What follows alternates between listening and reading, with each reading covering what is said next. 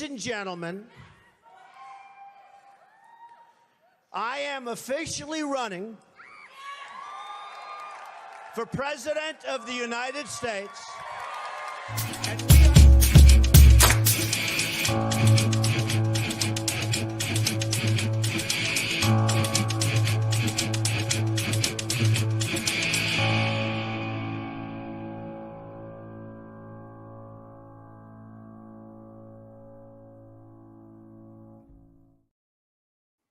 Good morning, good evening, good afternoon.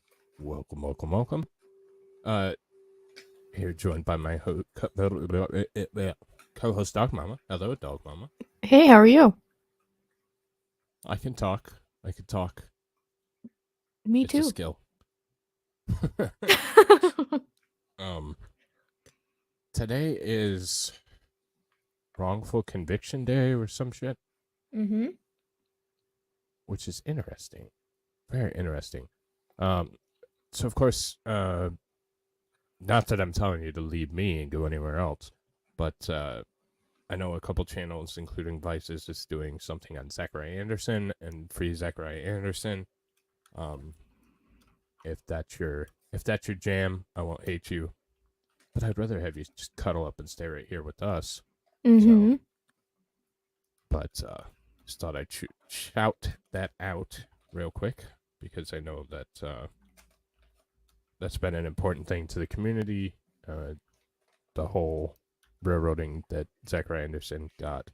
So I know several channels, including Jeff over at Legal Vices, are doing a special this evening based on that. With that being said, if you're going to stay with the cool kids or the Island of Misfit Toys, we'd love to have you. We would. We would. So I'm going to say hello to everyone real quick, and we'll get right into it because we got a full day of testimony. So starting day 2, Woohoo. which is our day 3. Week 3. Well, yeah, something like that. What's up, Dog Mama? Hey. Alex. What's up, buddy? Bad Daza. What's up, mate? No D's. No. Oh, fantastic. Fantastic. We have a glass of haterade. So, I don't have much to add. If you don't have much to add, we'll just get right into it. Let's get into it. All right. Counsel, I'd place something on the record. Yes, Your Honor, thank you. Several things, but I'll be brief. Appreciate the time. First, we'll start with yesterday there was testimony from a witness where she indicated that she had sent an email to Detective Grubbs on September 18th, 2020 with attachments of pictures of Matt Moore's shoes and how he tied his shoes. This is the day you're referring to. Yes, Your Honor, thank you. Okay. I had emailed the state last night. I believe that's potential Brady material. I asked him yesterday to send it to me. I haven't received that yet. I think just on behalf of Mr. Moore, I need to start building a record of this. I would just ask that the state provide those pictures to us forthwith. And like I told him yesterday, Your Honor, it's actually something I didn't want to put on the record, but I haven't received them yet, and I would like them. Any response you say? Those, we're not giving any evidentiary value. The detective does not have that email in his email account. He's asked the IT people at the City of Westfield to see if they're able to recover that out of the archives. If we're able to do so, we'll provide that, but we do not have those photographs. Okay, so you believe that there were photographs? But as the detective described, The they IT people? zoomed in shots of Shoes. tying shoes, which didn't have any connection at all with the cord. Would look like out of the scene. So we're trying to see if it's possible to recover those images, but the state does not have them right now. So the state's position would be, for the record, you don't have it, but you're looking for it actively. At this time, yes, we're seeing it for you. WPD is. Yeah, absolutely. Your Honor, I think it's also important to note this email was provided to the defense in discovery ages ago. With the shoes, pictures of shoes? No, they've never had the shoes. Well, that's not what she's asking about. She's asking about the shoes. I just want the record to be clear. This isn't an email counsel just got. That's not the controversy. That's not the question here. So we will accept the fact that Westerville is going to check the archives, quote unquote, and find out if those are there, and then Yeah, quote unquote. finding those, we'll deal with it Thank you. accordingly. Okay. As the court knows, Brady is not the obligation of the defense, and I just think I heard the prosecutor say the way Matt tied his shoes did not connect to the way the USB tied, which leads to my Brady argument. I want to make sure the record's clear, that's not at all what I was saying. What I was saying is that the way shoes are tied have nothing to do with the location and the manner in which the cord is wrapped around the shoe. Just so the record's clear. Well, we'll cross that tie when we get to it. All righty. Thank you, Your Let's Honor. bring the jury in. Oh, no, a few more things. You got other things, all right. Your Honor, I know that there's a separation of witnesses, just kind of given the tenor, and I don't know your practice. I want to make sure, Your Honor, that it's my understanding in my practice in other cases that where an expert is going to testify, they can listen to the expert testimony of their counterpart expert. Is that not the court's understanding? I'm open on that. What are your thoughts from the state? No, in other words, you're asking that that's the exception to the rule. That's correct. Like, I think Hal might testify later today with respect to cell phones, and I would ask the court that my expert be allowed to listen to that particular testimony. Well, I will simply say it's going to work for both sides, whichever way you go. So how would you like to do it? That's been our practice too, Your Honor. An expert can listen to other expert testimony before they All testify. right, that's fine. If you both agree to that, then that's fine with the court. Your Honor, furthermore, just for the record, I sent an email to the state last night. I have not to date received any CCHs or criminal records for any of the civilian witnesses. There were 2 civilian witnesses that testified yesterday. The state has indicated that they orally asked the witnesses. I think maybe one is being asked now, but Celeste was asked and she doesn't have any prior record. I would ask, though, Your Honor, that we're not just relying on witnesses and that the state provide criminal records checks for all civilians, even if they're clear, just so that we have those for our records. Seems reasonable. Also, Your Honor, I just want to She sure is good. That we will be filing a motion to eliminate for inclusion. It has been a constant issue between the sides whether or not Emily Noble's counseling records will be allowed into evidence. I have an affidavit with respect to the custodian issue, and the state is objecting to the relevance of those. I just want to let the court know that motion is forthcoming, and I would ask the court that issue be resolved before Detective Grubbs testify, who I believe is going to be, potentially one of the later witnesses. I just want to put the court on notice because I anticipate that will be an issue that will require some argument. You're referring to the utilization and possible admission of medical records? I am, Your Honor, yes. Okay. And then, also, Your Honor, I just want to proactively talk about some hearsay. I think there's in particular a witness testifying today about statements which she is going to say Emily Noble made to her in or around 2019. Your Honor, rather than waiting, I would like to address the hearsay rules now with respect to the admissibility of Emily Noble's statements. I think there's also an issue with the state showing Also text seems messages, reasonable. which are purported to be from. Yeah, I know. Why wouldn't they do this before? I understand 803 and 801, Right. And also, of course, 804. I just don't think that, for instance, text messages that are between Emily and a dentist's office come in under the hearsay rules, nor do I think the anticipated hearsay statements come in under the testimony of state witness Zink. I just want to be proactive because, of course, this court knows once the bell is rung, it can't be unrung. But I see the exceptions under 803 and 804. Ding ding a ling, ding ding a ling. Emily's statements, just because she's unavailable or deceased, doesn't mean they all come in. Okay. Again, she's kind of laid out the table here. Do you understand what counsel's referring to? Damn it, the bell was wrong. I can talk about the dentist text messages. I think that's one issue that I know we're talking about. The rest of it was a little vague. I'm not entirely sure even what statement she's seeking to exclude. But let me talk directly about the dental text messages. We do have a witness here from Westville Dental Associates who's going to testify. These are a record that is kept nowhere I near the don't course give of a their damn. practice, that they do communicate with patients via text in order to schedule cleanings or other dental treatments. I think that the here's the exception 803.4 would come in that the statements that Emily Noble makes are for the purposes of medical treatment. What is the statement that we're referring to? She reaches out to Westville Dental Associates asking to schedule a teeth cleaning. They respond back about what scheduling is available. She ends up originally making the appointment for sometime in July. There then is a further communication. They had a cancellation for May the 27th, and Emily Noble then on May 22nd schedules a teeth cleaning at the dentist for May 27th. Those records, not only do they come in as the business records, but also her statements would give context to the statements from the business and also explain why the business scheduled her a dentist appointment. They didn't just pick that date and time out of the blue. It was because of the direct communication from them. Well, the relevancy of this is for what purpose? The state will certainly argue that someone who is intending to commit suicide doesn't go through the. All right, so you want to simply get in the fact that she set an Oh, appointment come on. on May 27th. Right, and that she did so That's because she bullshit. initiated that contact with the business and scheduled it herself. It wasn't, just a random 6-month follow-up that had been scheduled in advance. It does those All right, things. okay. That's a I'll just say BS up front, that's argument. Probably going to be okay. For purposes of the record, Your Honor, 803-4 is statements for purposes of medical diagnosis or treatment. I know the court is well aware of the rule, but they're statements made for purposes of medical diagnosis or treatment and describing medical history.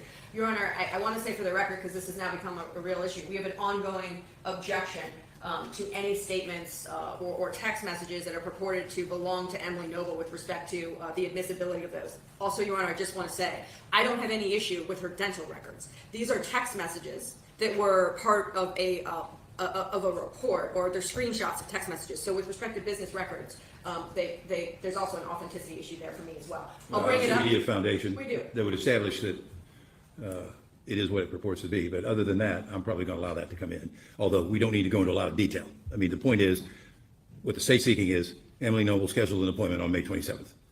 You can make the argument you want after that. That's the point we need to make. I'm not sure how much beyond that is probably going to be part of this case. I don't expect that this witness is going to be long, and I'm certainly not going to ask her to opine as to what she thinks this means. We're just going to say that this was scheduled. Right, absolutely. It's direct evidence that you want to create circumstantial evidence from. That's fine. Anything else? Yes? Anything else you would like to cover? Yeah. Okay, thanks. Okay, bring the jury in. Slimy. Oh, a crotch shot. Thank you. No, go back. I gained a viewer when they had a crotch shot. Go back.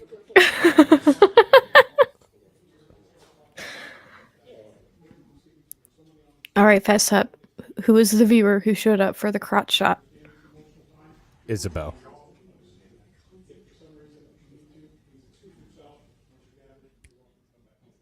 That's my guess. Who just came in? Who just came in? I demand. I have spoken. Show yourself.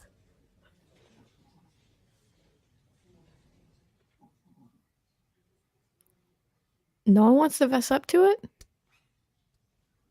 Shame.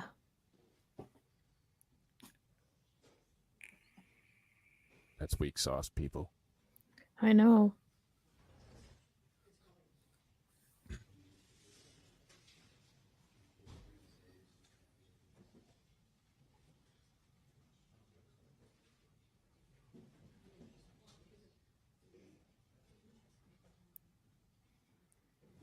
Is chat still working? Oh, okay. I don't know. Is it? Oh, I have YouTube chat open too, so.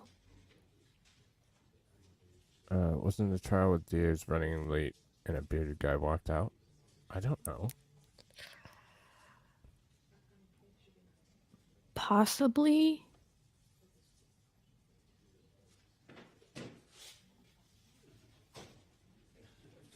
All rise and remain standing.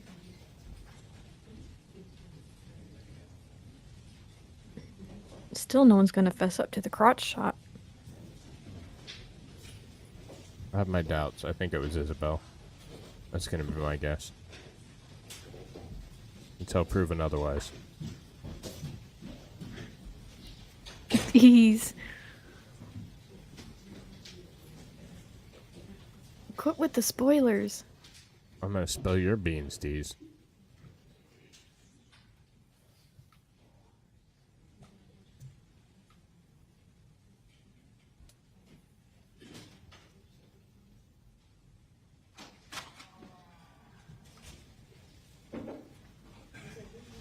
One's in the chat if I should dock Deez right now.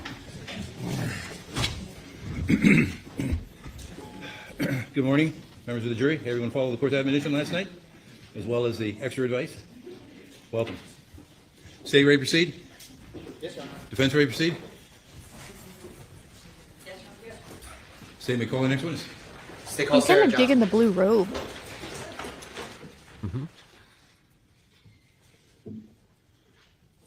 like it better than black.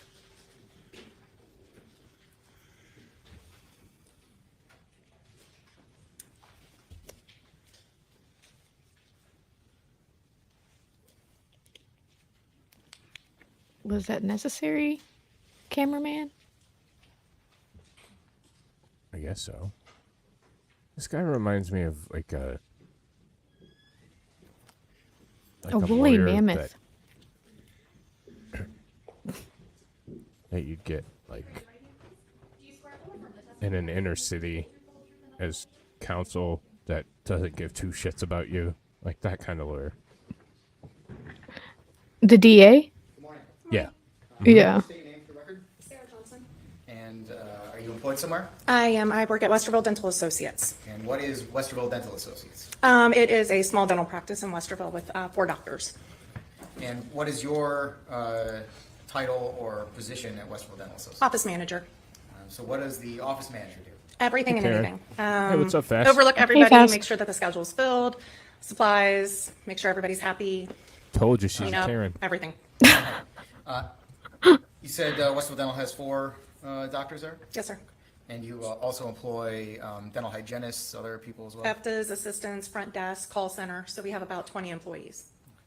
And what generally does Westerville Dental do? What kind of services it provide? Hygiene visits, we do cleanings, root canals, place implants, extractions, fillings, crowns, dentures, So pretty much all- everything. All Yeah. the sort Is of this a fucking typical ad? dentist office stuff. Yeah. Any idea how For many total Westerville patients, Dental. go to Westerville Dental? I do a report every month, so we have roughly about between 4,700 to 4,800, depending on where it kind of drops through the month. Okay. Are there methods in which Westerville Dental can reach out to patients in order to schedule? We've got a couple of different ways of doing that. We report list that for people that are past due, and we call them to let them know that they're past due for their visits. We also send out text messages. That's been something we've done for probably about like the past 4 or 5 years. That's going really, really well. Convenience of people texting. We also send out postcards to let people know when they're past due for cleaning visits, and then we call to confirm all their appointments. So I want to talk specifically about the text message system. Can you tell Yeah, us D's how that my works doctor, from the my business? dentist office is like that. There is an automated one that will go out to let people know how far One past due they doctor and are a lot every of 3 months. support. So, so-and-so, you're 100 days past due, please give us a Staff. call. It also sends out text messages automatically a week prior to your dental visit to remind you you've got a dental visit. And then it does another one the day before. And it also has the option for patients to text us if they have any questions, or if they want to get scheduled and they're not able to give a call, they just text our regular phone number, which makes it really easy for them to do that. Or if we've got openings on the schedule, we'll text the patient and Hey, say, I've Beach. got an opening available. Do you want to come in? We have a Hey, Nandor. What's up, man, bud? so for people that can't get in right away, they're scheduled out. They're like, hey, if you can get me in sooner, give me a call or text me. And we use that quite a bit with that. It makes it really easy for patients. And so the communication system is two-way. You can both send things to a patient, Mm-hmm. and the patient can send things to you. Absolutely. It doesn't have to be prompted in any way. They can just put in our phone number and text us, and it comes through to all the girls at the front desk. A thing pops up on our schedule to let us know that somebody has texted us. All the girls? Okay, Karen. You keep or maintain those records of those communications with patients. Yes, sir. We're able to pull those up. And is that something that Oh, you no. have access to as the office manager? I do. I have access through my computer, and also everything is through my cell phone because I live 24/7 at the dentist's office. So. All right. Of course you do. Yeah. Who feeds your cats? I want to talk to you briefly about Emily Noble. Do you know that name? I do know the name. And did you know Emily Noble? She had been a patient for roughly about like a year, so I knew who she was in a good way. Sometimes you tend to remember the patients that are a little bit more rough, but I recognized the name whenever she was on the schedule. How often was she going to the dentist? Did I guess. Emily often have a enough. dentist appointment for May 27th? Well, rephrase the question. Are you aware of Emily Noble having a dentist appointment in May of 2020? Yes, And do you remember what date that was? it was Wednesday, the 27th at 8 a.m. And did Emily Noble show up for that dentist appointment? No, she did not. And what, if anything, did you do as a result of Emily Noble? What if showing up? anything? What if anything? Standard procedure is Yeah. whenever a patient is 15 minutes late to their appointment, we give them a call to ask them, is everything okay? Can we get you, the typical phone call would be, this is Sarah with Westerville Dental Associates. We had you down at 8 o'clock this morning. I'm hoping everything's okay. Please give us a call to get rescheduled. And that happens for every patient that no-shows on the schedule. We don't text it, we verbally call and do that in case they're driving or something along those lines. Were you able to communicate with Emily Noble on that day? No, we left a message because we keep notes on the schedule. So whenever a patient cancels, we can make a gray block to say who the patient was that no-showed and that we left a message. Did you hear anything else about Emily Noble from other sources around that time? I'm not asking for the content, I'm just asking then what it led her to do. So do you want Well, she can answer yes or no to that question. Did you hear anything else about Emily Noble from other Yes, sources? yes, sir. And what source was that, without saying what was said or what you heard? The source was the television. Okay. We have a TV out in our front room and in the girls' rooms too. Based on The girls' what you rooms? saw, what did you do with the information that you had? Whenever we saw it come up on the news, one of the girls notified the front desk, isn't that Ghost one of our Hey, patients? Ghostry. And I said, yes, actually, she missed her Could have appointment been this Ghost morning. Street staring at his So at that point, Johnson. then, that's when we called the Westfield Police probably. Department just to let them know that we had had contact with her. The previous Friday, she reached out to the office through text to ask, do you have any openings to get my teeth cleaned in the next 2 weeks? This is what she said, overruled. With what it said. Were you able to go back then into your As to system what she said? and look at the communications? That's that exactly what they Westfield wanted to Dental had with avoid, Emily and the Noble? Yes, judge said, yes, "No, it's fine," and then Yeah. they just do it. Let's just swing that door wide open. Seems, yeah, that's fine. I'm approaching handy what's marked as State's Exhibit 9. It is, for the record, 5 pages. If you could take a moment to look through those, please. Okay.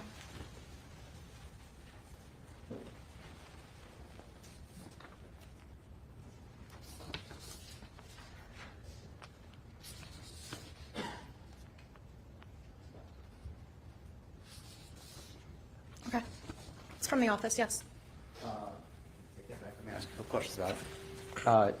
Does that appear to be a true and accurate copy of the communications Westfield Dental had with Emily Noble, specifically May 22nd, 2020, through a couple days later in May 2020? Yes, I recognize, whenever we text a patient, it comes up with our initials as to who was part of the conversation, and 2 of the people's names on there. I recognize the, initials. And is this a true and accurate copy of the records of those communications? Yes, sir. And is it also an accurate copy of what was provided to Westfield Police Department at the time? Yes, sir. Your Honor, this time I'd ask to publish State's Exhibit 9 to the jury. All right. Such as noted. So because she's scheduled to get her teeth cleaned. She wouldn't have done that if she was gonna Yeah. All right. peace out. You know, she Yeah, takes her 'cause- appointments very seriously. That's Yeah. what I You ever see that, okay? Ma'am, for the record, I'm showing you the bottom can of the wait. first page of State's Exhibit 9. Is there a message there at 5/22/2020? Yes. And can you tell us what that is? Hi, can I schedule a cleaning? And And was that that comes from coming Emily. from the business or from someone else? No, it comes from Emily because you can tell it's got her name up. Your Honor, it calls for speculation that it comes from Emily. She can discuss what is on the screen, but beyond that, just what's on the screen. It came from her phone because it's got her name on it. It's linked with our computer system. So through EagleSoft, whatever cell phone number is underneath that patient's name is what shows up on there. And so that's generated by your system based on what you have. The as a witness phone is number for the helping. patient. Yes. Okay. And so. Yeah, how does an office manager at a dental initial office know how to conversation fucking about this testify in a cleaning murder was trial? not initiated by the dentist office, it was initiated by, Objection is deleted. Lead. who initiated the initial conversation? She did because the previous text was Bobby. just telling patients that we were closed due to COVID and all that, and then we were going to be reopening and all that. So she initiated that conversation because there isn't a text before it stating, can I get you scheduled? Okay. Is there then a response from? the Relevance? Yes, we always ask, is there a good day or a good time? So that way we can kind of narrow down what they're looking for. business?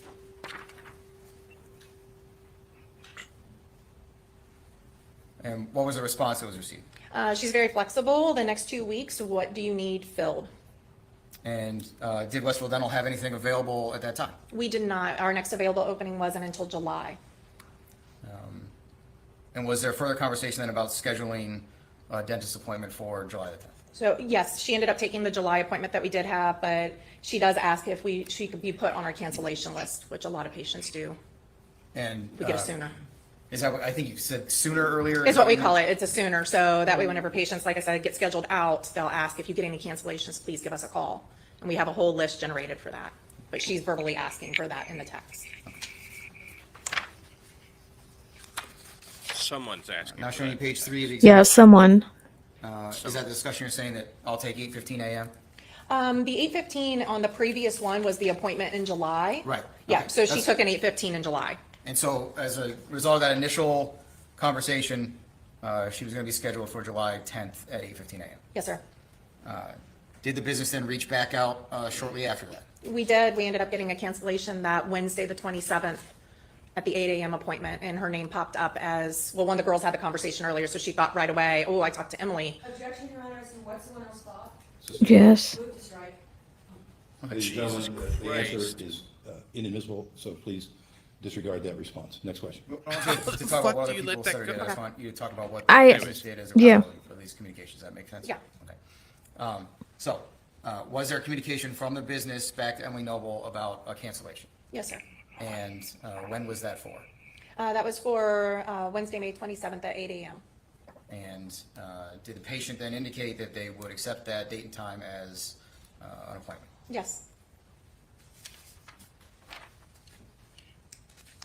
I would keep hammering home on it. Somebody did, but I don't know if it's patient. Exactly. Now showing you the top of page 4 of the exhibit.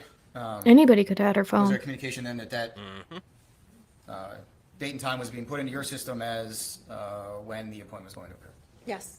And then there's an message there from May 24th, 2020. Can you tell us what that is? Wishing her a happy birthday. And how does that happen from your system? It's automated through the computer system. It can read off of the EagleSoft system that we have as our dental software, and then it just texts patients whenever their birthday pops up. And then finally, I hate those this next message messages. comes onto the second page. Was there Hey, Light another Rain. automated message sent out by your system? Hello, Rain. Yes, it's the one that happens right before the appointment, just as another reminder, and then we also are reminding patients to wear masks due to COVID. And so you had some type of COVID Automated. restrictions going on at the time? Yes. Sorry, you're supposed to get to. Never mind. I won't worry. I have no further questions. Thank you. We support the U.S. government's restrictions on freedom of speech by literally muzzling you. Good morning, Diana Nash, on behalf of Matheau Moore. Showing you what's been previously marked as State's Exhibit 9, just so we have a frame of reference here. Would you agree with me that the blue bubbles, if you will, are coming from Westerville Dental? Yes, ma'am. And none of the text messages have your name on them, correct? No, ma'am. So you're just the office manager that pulled these text messages? Yes. I noticed, though, that you didn't pull all the text messages. Like, for instance, this begins cut off with March 27th of 2020. So this is actually an incomplete record of the communications between the office and Yes. Emily. Wouldn't you agree? Yes. But I do note, since we're just talking about color, so if there's a blue text message, then we know by definition that Emily's text messages, or rather text messages coming from a number that says Emily Noble, would be white. Is that right? Yes. So we have up here, not included in your records poll, a blue bubble. Would you agree with me on that? Yes. From March 27th, 2020. Yeah, And it Alex. appears there's no response to that, She was. right? Yes. Okay, so there's a blue bubble, no response from Emily. Blue bubble on April 6th, 2020. Is that right? Yes. And, it seems the next white bubble from Emily is May 22nd of 2020. Would you agree with me on that? Yes. So there is no response to the 4/6/2020 text message for how many days? Well, close to a little over a month. So a month would be May 6th, and then 6, Almost 2 months. 22. So we've got about 6 weeks later, Okay. you get a text from her, right? That's pretty standard, yes. Standard. And tell me when you talk about standard, you have a whole policy at your office with respect to cancellations? Yes. Okay. And when you talk to standard, I assume there's no one in your office that kind of is measuring metrics, right? As to what individual persons do with respect to communications? Right? There's no data like that. No. Okay. So then I want to go to the second page that you were asked about. 522, there's a white bubble from phone number Emily Noble. Would you agree? Yes. And then a blue bubble and a white bubble, correct? Yes. And then let's go to page, if we can, of the state's exhibit, 22, where you're wishing her a happy birthday. I'm sorry, 524. Do you see that? Yes. Okay, and after the green bubble is another green bubble? Yes. No white bubble. No. And Emily Noble, is it your testimony was a patient there for about a year? Roughly about a year. She'd And- been in for a couple of cleanings. A couple cleanings in a year? Yes. And the text messages that you pulled on the behalf of the state of Ohio begin on March 27th, is that right? That it shows there. I didn't go any further back because we were Holy dealing with the shit. situation that took I place just of looked her at some starting of to my ask for text cleaning. messages. That's why I didn't go and any mine further would back. be all Let me ask blue, you no this. When you white. say you were dealing with it, I'm sorry, tell me if I'm wrong. You're the office manager, but you're not law enforcement, is that correct? No. One last question for you, just a common sense question. Would you expect someone that was of the mental mindset to kill themselves, to cancel a dental appointment? in Objection, advance Your of Honor. doing that? Objection, speculation. Move to withdraw. Gotta get that dig in there. Oh yeah. We could dig. Nothing further, Your Honor, thank you.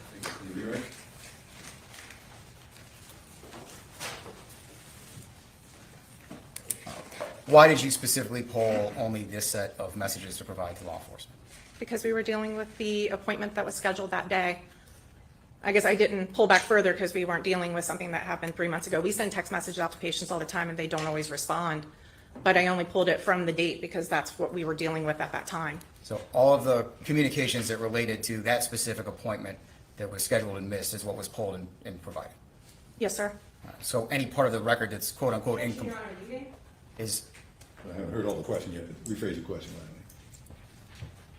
is there any part of this record that is quote unquote incomplete with regard to the communication about this specific appointment? No, sir, the dates show the previous in March. It had nothing to do with May. All right. I have no further questions. No, Your Honor, thank you. All right. You folks have any questions you'd like to ask this witness? Okay, I don't see any responses, so I don't think we have any questions. Is that fair to say? at I this point? forget Okay, about that thank you. You every may step time. down. I know. Can I ask? Go your next witness. The state would call Jessica Selfridge.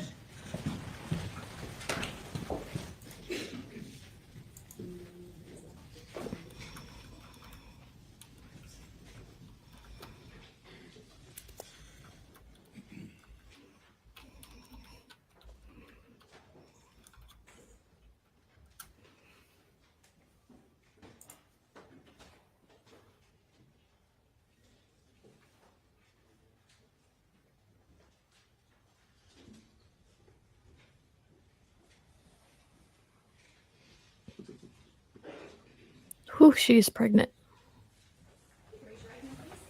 Do you swear? Wow. Do you swear or affirm that testimony you're about to give in this case should be the truth, the whole truth, and nothing but the truth? I did. I'm not going to say anything at all. Probably best.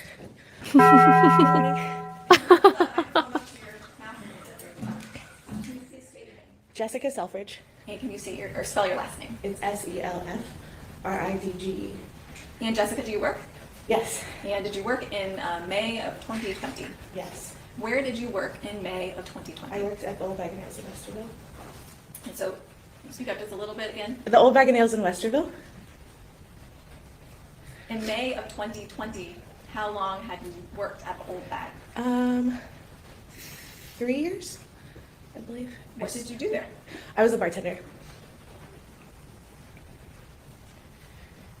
You worked there during the COVID times? Yes. Was there a period of time Geez, where Old that's, Bag and Nails was not open? Yes. Yeah, we closed in March Of what year? of 2020. And when did you reopen? May of what year? 2020, yeah. What was business like in May of 2020? It was really slow, and it was weird because people were just unsure if they should go Into out it. or, Into it. you know, things like that. We had to wear masks. The employees had to wear masks, so. Were you working Nandor, on how are May you going to get 24th somebody of pregnant 2020? anyways? Yes. Do you recall that day? Yeah, it was a Sunday, and we were pretty slow. It was one of the first Sundays we were reopened, I believe. No, you slow. And we kind of got like a little lunch business, and then there was like a slow period around like 3 or 4. And I was there all day. So I opened. I was there at like 11 until 9 o'clock at night that night. A turkey baster. Turkey baster.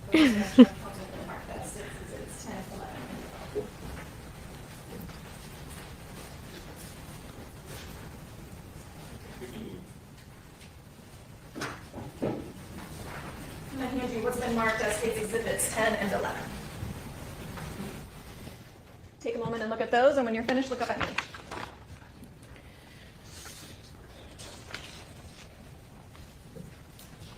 Do you recognize individuals in these pictures? Yes. And did they come to the Old Bag of Nails on May 24th of 2020? Yes. And now, are these pictures taken at the Old Bag of Nails? No. But do the photographs accurately, to the best of your recollection, depict the individuals in the photographs as they were at the Old Bag of Yeah. Nails? Yep. Mhm. Your Honor, permission to publish? No, Go ahead. Placing States Exhibit 10 on the overhead. And placing States Exhibit 11 on the overhead. Now, Jessica, these are 2 individuals that you served at the Old Bag of Nails on May 24th of 2020. Yes. Do you recall about how long were they there? Probably like 45 minutes to an hour, I would say. Did you get to interact with them? Yeah. Yep. I was behind the bar the whole time. Like I said, we were pretty slow. They were the only people I had for those probably like 45 minutes that they were there. So yeah, I definitely interacted with them. Did you get to observe them then as well? Yeah. Yep. And how would you describe the female's demeanor? She was in a really good mood. It was her birthday, she told me. They told me that they had been bar hopping a little bit and just like general conversation when they first got there. Interacting with me when they first got there. And do you recall, did they eat and drink at the Old Bag? They did, yes. I'm going to show the witness what's been marked as States Exhibit 12. Take a moment to look at this, and when you Okay, finish, look AP. up at me. It's a double-sided exhibit.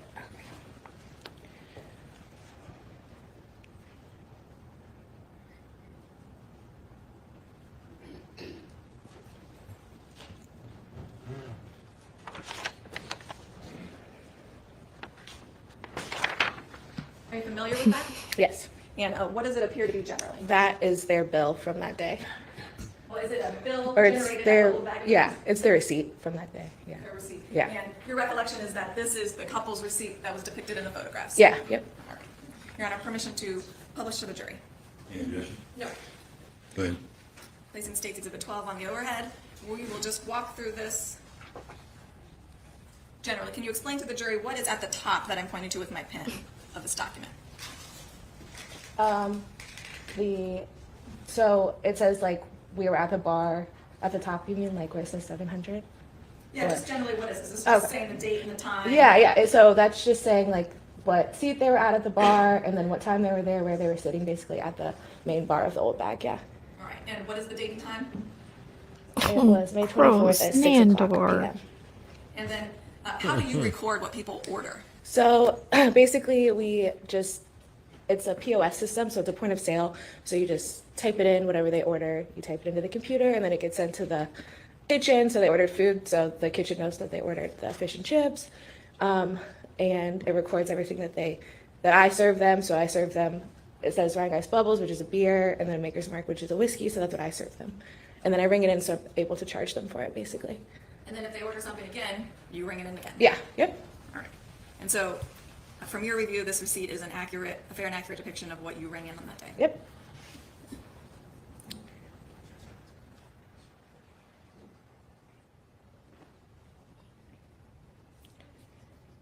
And then it looks like there's also a mark at 6:28 p.m. Can you explain what that is? Yeah, so basically how it works is you ring everything in, and there's a timestamp on it from the moment you ring it in until the moment that you cash out the check. So basically it's just keeping track of everything I'm ringing in and the times I'm ringing everything in. And then at the end, it will have a timestamp of when we cash them out, basically. And then again at 6:38? Right. Yeah, so if I ring something else in, it'll have like a timestamp of what time I rang everything in. And is this receipt a single bill or a split? It was just one check.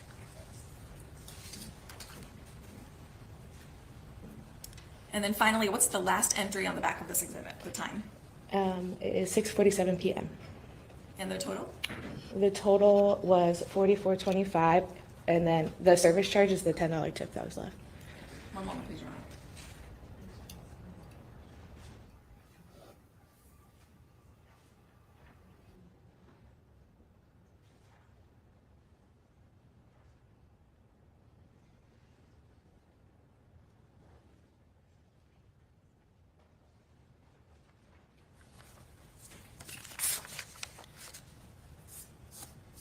Do you recall anything else about your interaction with them that evening?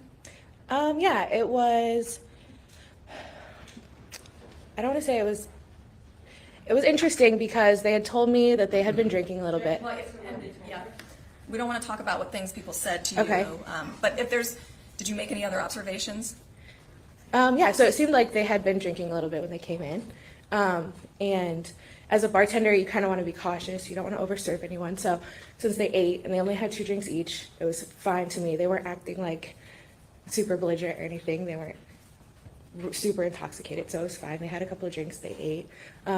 They were kind of, because they were sort of intoxicated, they were kind of going back and forth where they would be kind of like lovey-dovey towards each other, and then they would be kind of like a little standoffish towards each other, which isn't like super uncommon. Isn't anything that I hadn't noticed before of other customers. So, but since they were the only people that I had at the time, I did observe a lot of their behavior. So, And Damn, you are incredible. fast forward a couple days. Yeah. Law The best enforcement reaches out to bartender you ever. and speaks to you about what occurred on May 24th. yes.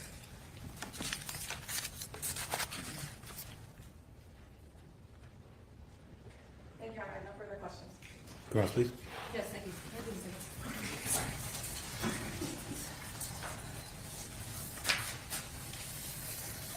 Just wanna show you what's been marked as State's Exhibit 11, but first let me introduce myself. Jessica, good morning. Good morning. Diane Menashe, on behalf of Matheau Moore. State's Exhibit 11, just wanna, and you sat at the bar. I know you witnessed them they were there for a little less than an hour. Does that sound about right? Yes. Let me focus out a little bit, just so that, let's see, this is, maybe the other picture is more clear. And it's hard to tell in this picture, but Emily was wearing 2 necklaces, was she not? There was a shorter one and then a longer one. It's hard to tell from that picture, but happy to show you State's Exhibit 10 as well. I'm assuming that you have independent recollection since they were. Objection to the whole comment. We have a question, please. Well, let's finish the question. Sure.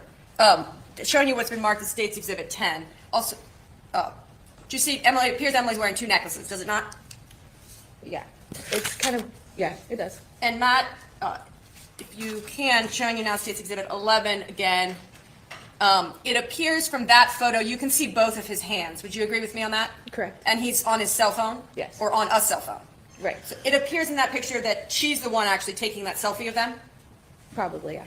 And State's Exhibit 10 and 11, those are actually, they're from different vantage points, are they not?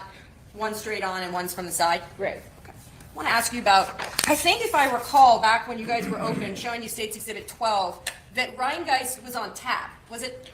No, it wasn't a can. Oh, because the bubbles wasn't on tap? We didn't have it on tap now.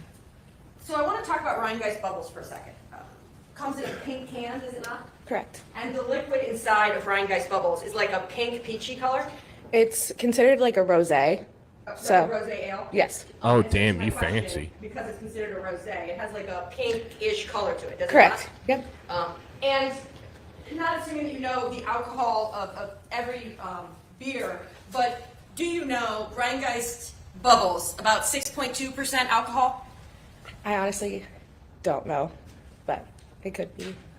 I don't know if it's that strong, but And let me ask you one other thing. Beginning time 6:01 p.m., is Yeah. that correct? yes. Worst Then- bartender. Tab, his transaction ends No at joke. 6:47 p.m. on May 24th of 2020. Right. And total tab 44.25, tip is $10. Right. Nothing further. We ready? Nothing further, Your Honor, thank you. All right. Do we have any questions you'd like to ask? Becky, do you have a question?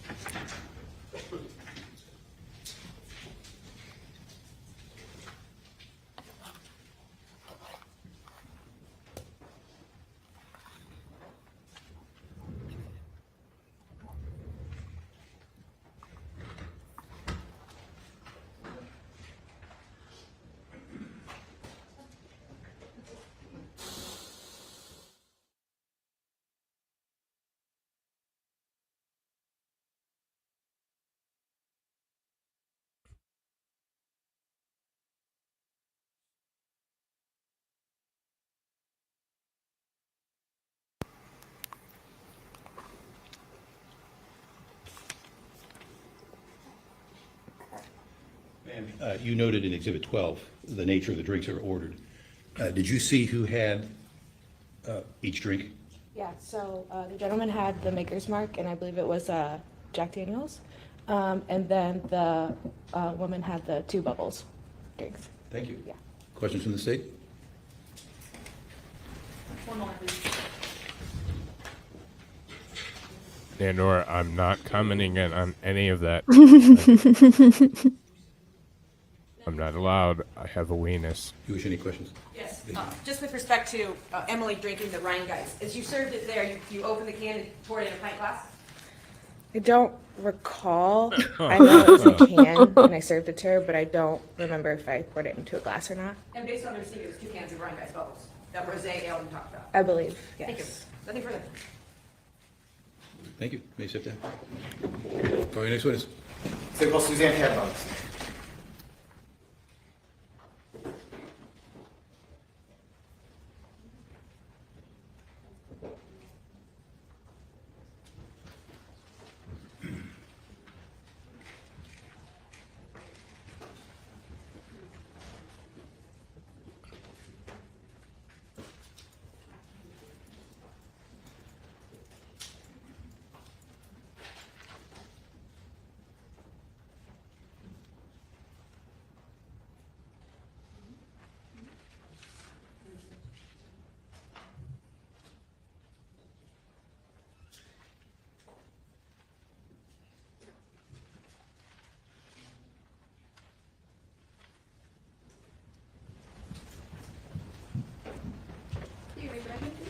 Do you swear or affirm the testimony about to give in this case should be the truth, the whole truth, and nothing but the truth? I do. Thank you.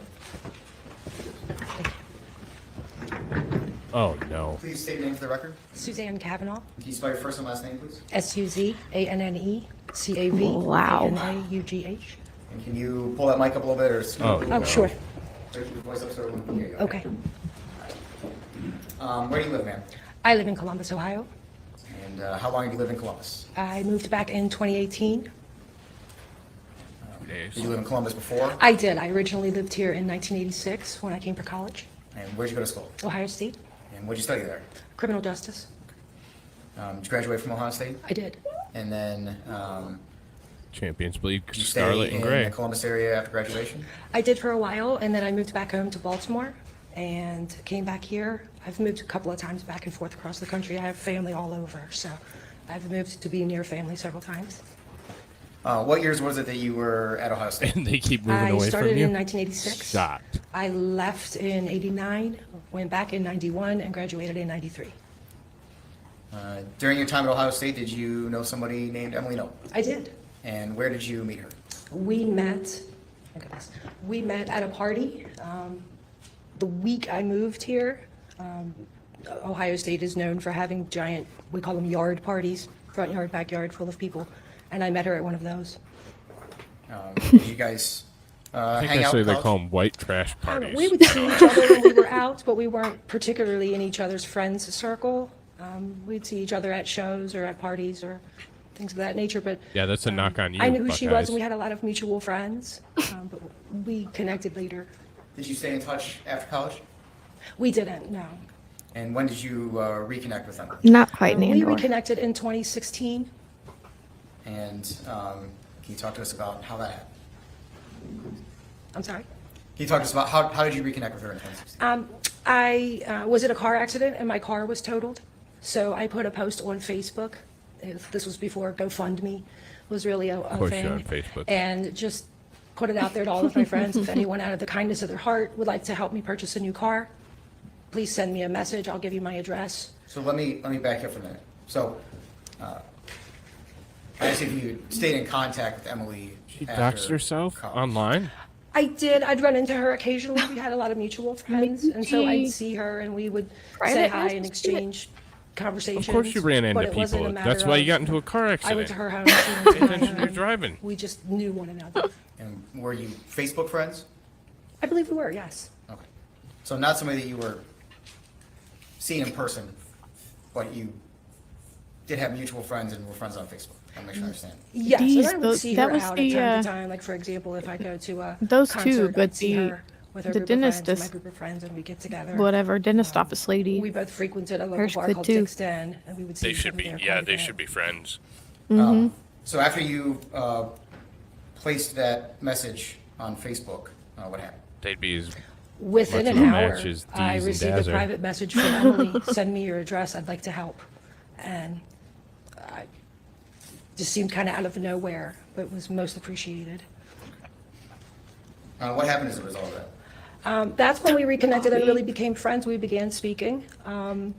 I was able to purchase a car. Several other friends reached out to help, so I was able to purchase a car. I was thinking that too, And a Nandor. couple of months later, I sent a note to Emily and said, you know, your generosity was so unexpected and really appreciated, and I would like to repay the favor. So I invited her out on what we used to refer to as a girlfriend date. And do you remember where you went? I do. We went to the Palace Theater to see The Price is Right live, They which was as did. absurd as it sounds. And do you remember roughly when that was?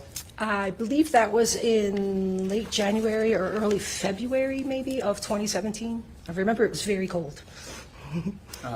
After reconnecting, going to The Price is Right live, did you begin to see Halderson, Emily more right? or less or the same? Alex We were Jenner pretty much Halderson? connected at the hip. Like, that was a moment where we just realized this is a really good friend. Yes, This is Chandler Okay. someone I have a lot in common with. And we just were Lucy and Ethel. It I'd was peek almost over like the from that fence. point on, we were best That friends.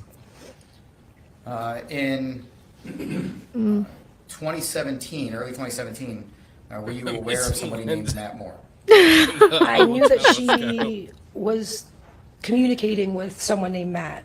I don't think I knew his full name at the time, but I knew that she was communicating with him. But at that time in 2017, was she single or married or something else? She was single, very single. Very single? Like very single. Like Did you, Like how single? let's talk about Very from single. 2017 on, how long did you live in Ohio from that time when you really reconnected with Emily? I lived here, I shit, moved I don't have it. in April of 2018 to Northern California, and I made it exactly 100 days. And then I moved back here in August of 2018, where I currently reside. So that time between early 2017 Do you understand and that now? California, the time when you said you and Emily were Correct. and then when did you come back from California? I came back in mid-August of 2018. And do you remember anything that was course going she on in lives in Emily's life around California. that time? Well, we had spoken Live. weekly while I was in California. We stayed in a lot of communication. Her eyes are weird. And she indicated that, So, without, I'm not gonna ask you to say what she said. I just want to know if you were aware of what was going on at that time. I knew that she was dating. Okay.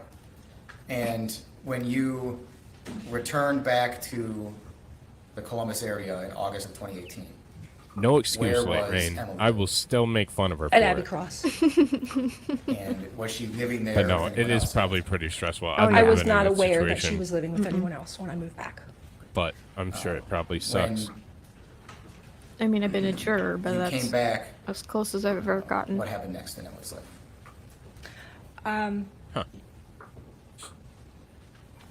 I was back for a week, and Emily came over to my house.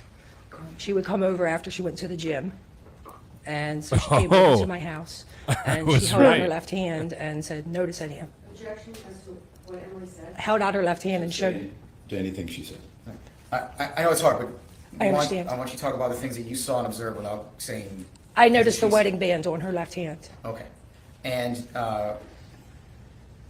when about was that, if you remember? Late August. I had only been back about a week or two.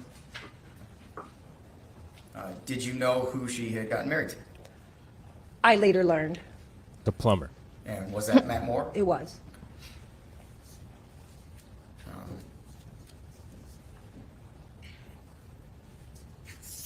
Did you meet Matt Moore at some point after that? I did. And where do you remember meeting him? I first met Matt at the pool, at the condo. We all went swimming. And do you remember around the time of year or what year that was? I thought It would non-residents have weren't been allowed at the August. pool. I'm unsure if it was before or after they were married, because it was a very short time from when I came home to when they were married. It was roughly 2 weeks. I may have gone swimming the first weekend I was back. I don't exactly recall. So just to make sure I understand, when you met Matt at some point after you returned from California? Correct. So we're talking August of 2018? Correct. You're just not sure whether it was before or after they got married? Correct. Okay. Did you observe anything about the way that Matt and Emily interacted with each other? I did, in that I had noticed Emily more demonstrative with her affection in previous relationships than I noticed in this one. What do you mean by that? I didn't observe them being touchy-feely or in the throes of a new relationship, as you would expect. See? After that interaction at the pool, were there other times that you were together with Matt and Emily? Yes, there were 2 occasions where the 3 of us were together. Can you tell us about the next interaction that you recall? The next one that I recall, Matt and Emily came to my house and picked me up, and the 3 of us went to a rock show at a local bar. Okay. It was just the 3 of you that went together? Yes. And Were they what, if anything, touchy-feely did you there? observe during that time the 3 of you were together? Matt was already intoxicated when they got to my house. I wanted to drive because I felt uncomfortable with his state, and he was adamant that he drive. So I got in the back seat and thought, okay, I can always Uber home if I need to. And were the 3 of you together then at the concert? Yes. Light And rain. What, if anything, did you observe about the way Matt and Emily were interacting at that time?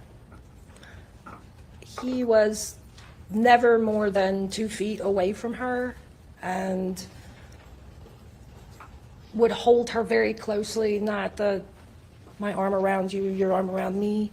It was very, I'm holding you close. Wow. And it This felt bitch very, is jealous as fuck. Yeah.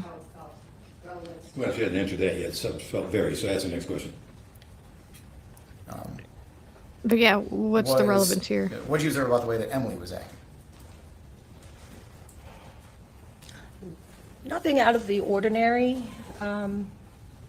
but she was never far from that. Was that the same or different than how you'd seen Emily act in the past? Hang on. Oh, shit. Teacher asked me how I view lesbian relationships. Apparently 1080p full screen HD wasn't the right answer. Full-blown lesbian.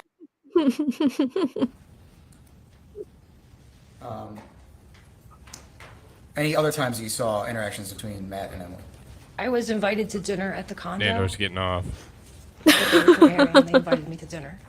And when you say the condo, where is that located? At Abbey Cross, I'm sorry, yes, the condo, Emily's condo. And so that time when you went over to the condo, who was living there? Matt and Emily and Matt's son Joey. And what, if anything, did you I know could see about that the bad interactions desert. between Matt and Emily that time?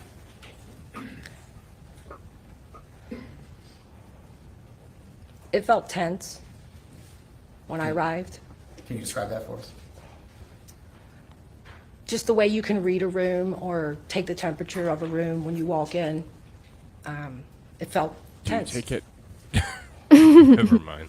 I can't good faith say that. Matt that evening? I did. And anything that stood out to you about the way he was acting? He was drinking vodka straight from the bottle.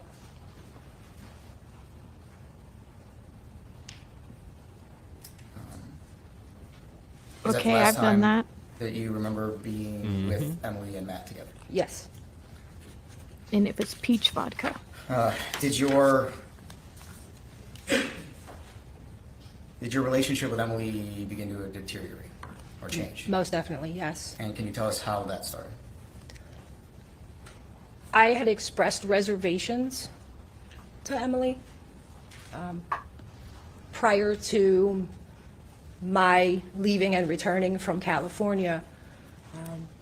I was aware that they had previously dated and that he ghosted her. Oh my gosh, really? Are you fucking kidding me? I want to make sure I understand what part of that was. Just ask the question again. What caused the beginning of the deterioration with your relationship with Emily? I had concerns about Matt. And did you communicate those to Emily? I did. This And bitch has crazy eyes. were those, Yeah. were those concerns based on these observations that you've talked about or something else?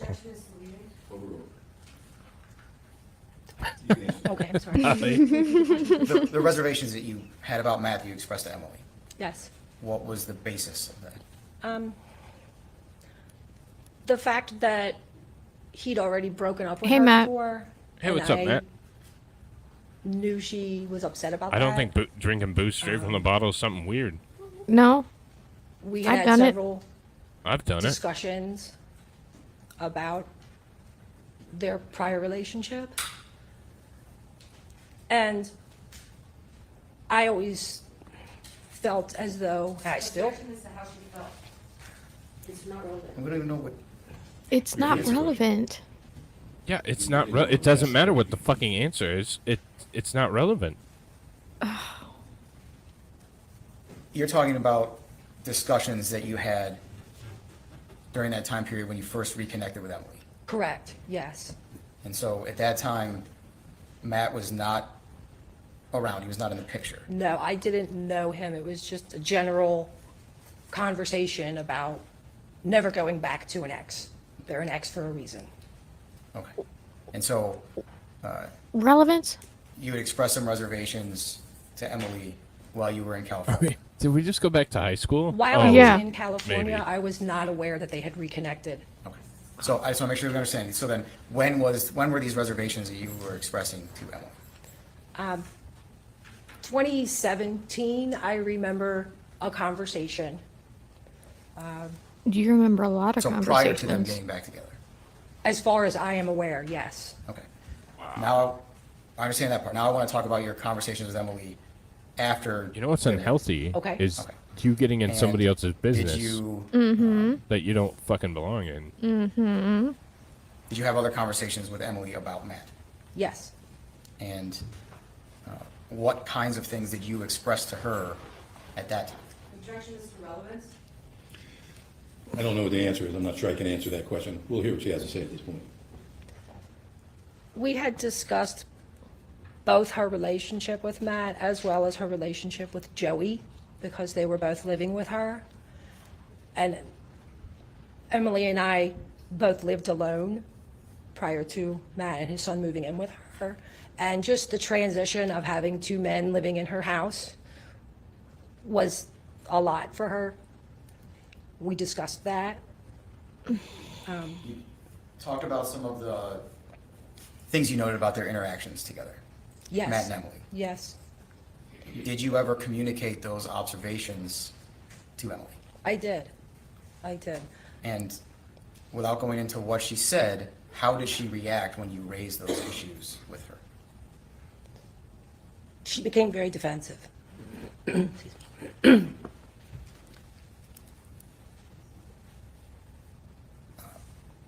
And did your relationship Relevant? change or stay the same or something else after you? It was very strained anytime the subject of their relationship would come up because I did not approve of Matt for her. I did not think that they were a good match. As to what she thought about Emily and Matt. It's an existing. That's it. Come on up, sir. You don't need one, right?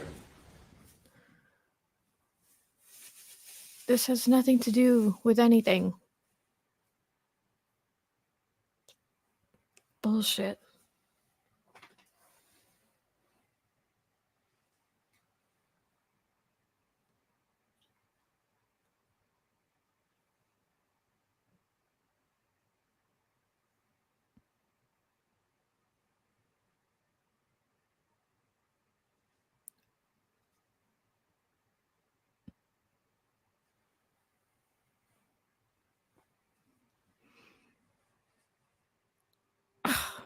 Ridiculous.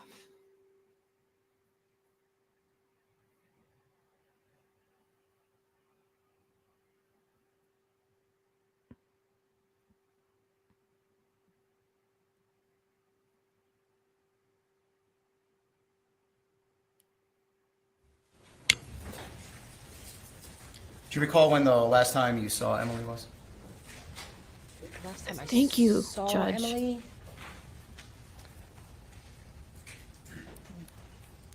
I believe it was late winter, early spring of 2019.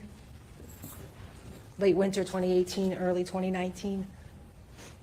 If I had one moment.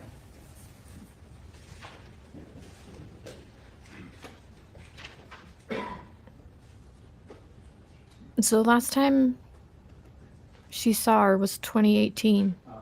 So early spring 2019? 2019, Is when okay. you thought that might have been? Yes. Okay.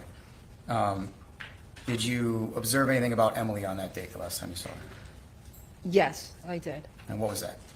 I observed bruises on her arms. Without going into the conversation, based on observing bruises, did you ask Emily about it? I did. And could you describe for the jury her emotional state based Objection. on what you asked her about the bruises? I'm not sure I understand your question. I'm sorry. So I'm It not was a asking you stupid what one. was said. I'm asking you just to describe emotions, demeanor, if you can. Very Speculation? defensive. I don't know something. Come Our on now. conversation became very heated. And again, without going into what was said, how did the conversation end? The conversation ended.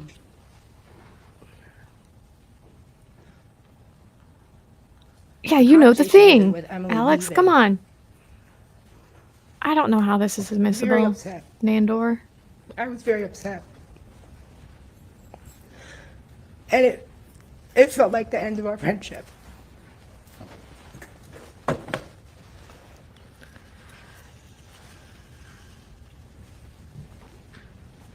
After the last time that you saw her in person, did you have any further communication with Emily? The last time that we spoke directly, not via text or private message, the last time that we spoke over the phone, she called regarding Joey. And again, without getting into the details of the conversation, what was the general topic you said about Joey? Joey had died, and I can't think of a legal reason because I'm not a lawyer. Do you remember And the I can't timeframe give when that legal conversation advice. July, I believe it was 4th of July, actually. And I assumed she was calling to wish me 4th of July. Happy And- 4th of July. Do you remember what year that was? 2019. July 2019? And was that the last time that you had a verbal conversation with Yes. Emily? No. One moment.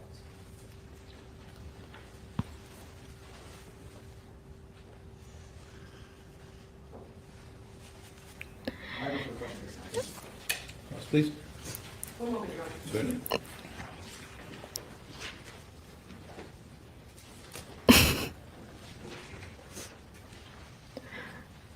I need them to go back to the boxes so I can see. No, it's just a Diane Menashe on behalf a of weird X. Got some follow-up questions for you. I want to really make sure of the dates here.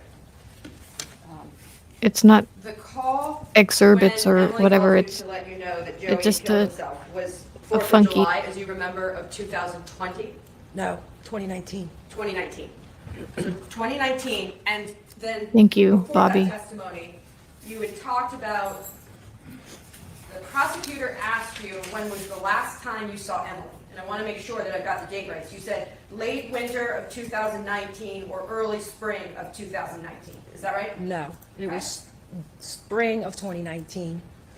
Okay, spring of Well, 2019. late, February, March, April, around it. I would say probably February Okay. of 2019. And I wanted to give you a chance to So isn't that winter? pinpoint it. February of 2019 is the last time you see Emily in person. Is that right? Yes. And then July of 2019, you remember, based on your testimony, sometime around the 4th of July, she called you and let you know that Joey had killed himself. That Joey was dead. Oh, but she didn't did she tell you how he was dead? No, Okay. She didn't share that information with you. she did not. And that was the last time you spoke with Emily. Correct. And it is, what's today's date? August. I know y'all are all fickle. 2022, Correct. obviously. Light And you're rain. aware that she went missing on May 25th of 2020. Correct. I want to go back then about the 3 times that you saw Matt and Emily together, now that we kind of have that bookend at the end. You saw them the first time at the pool in the complex, is that right? Yes. And Yeah, winter ends in April, so it was. noted that they it was weren't winter that in February. touchy-feely. I think that's what I wrote down. Correct. And, I mean, you guys were at a pool Yes. swimming? And then the next time you went to a rock show at a local bar. Yes. Man And bun. I presume at the rock show, it was like a concert with a bunch of people there, It was at a bar, a music venue. and you were drinking? Yes. And then the last time you mentioned was when you had dinner over at their house. Yes. And I want to make sure it falls in the timeline, because you indicated that Joey was there when you went to have dinner. No, I did not indicate that. No, so, okay. So it was just you and Matt and Emily? Correct. Joey was not there. Correct. And when's the date of that dinner? Y'all are I so don't recall bad. specifically the date. But it After had to they were be- married. And it had to be sometime before the last time you saw Emily, which was February of 2019. Obviously, yes. Yes. So sometime before February of 2019 was the last time you saw Matt Moore with Emily. Correct. Nothing further. That makes her testimony not relevant at all, in my opinion. Yes.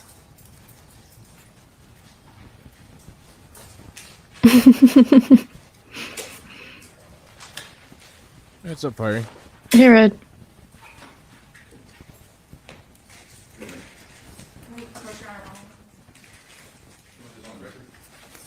Yeah. Yes.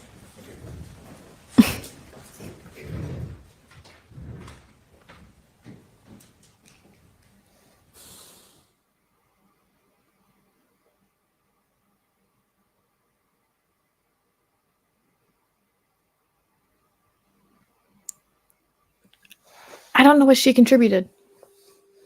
Nothing. All right, we're skipping through a break.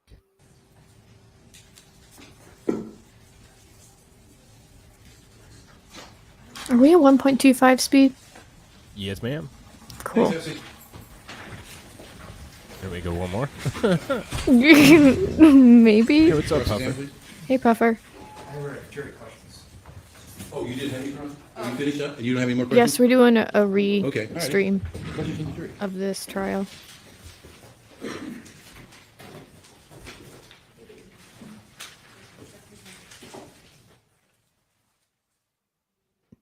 Yeah, they all got questions because they were like, WTF? Right.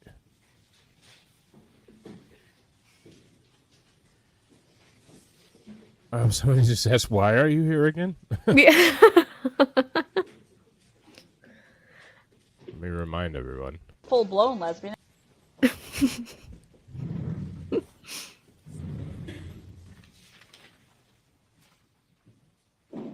Hey, Jason J. What's up, Jason? And I can't answer that. I'm contractually obligated not to answer that question. But if you know, pass it along. and chat's having a big fit about the exhibits on the box.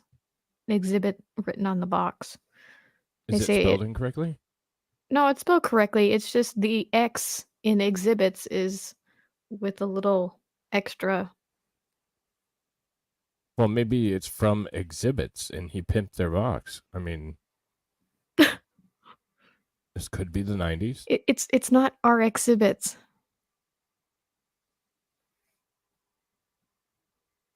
Huh. The X is just like a nice cursive X. Maybe it's extracurricular. We'll figure this out. We can put our heads together.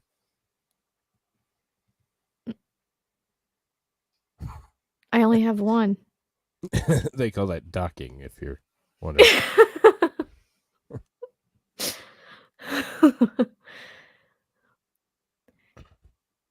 D's and Dazzer can show you.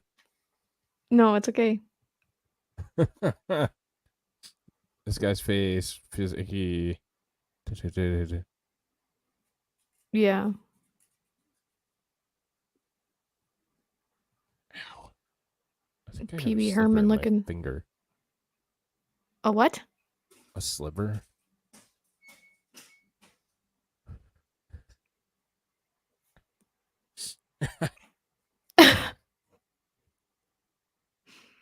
Teacher asked me how I view lesbian relationships. Apparently 1080p full screen HD wasn't the right answer.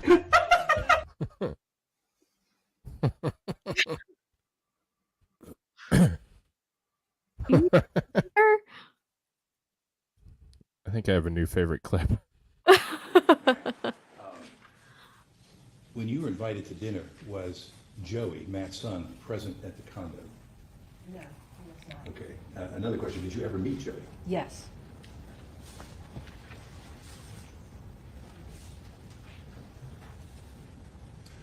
Do you know someone by the name of Celeste Grown?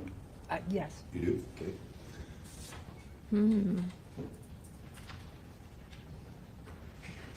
And I think you indicated, but the question is, was Joey at the dinner before February 19th? No, he was not at dinner.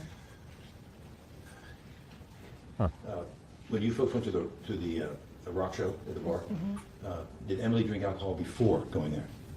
Not that I witnessed. Okay. Did Emily drink alcohol during the dinner, the condo dinner? Probably. I believe we both had a beer. Okay. And did Matt or Emily drink alcohol at the pool party? Yes. And you talked about Matt drinking a vodka out of a bottle. Did Matt continue to drink vodka out of the bottle during dinner? Yes.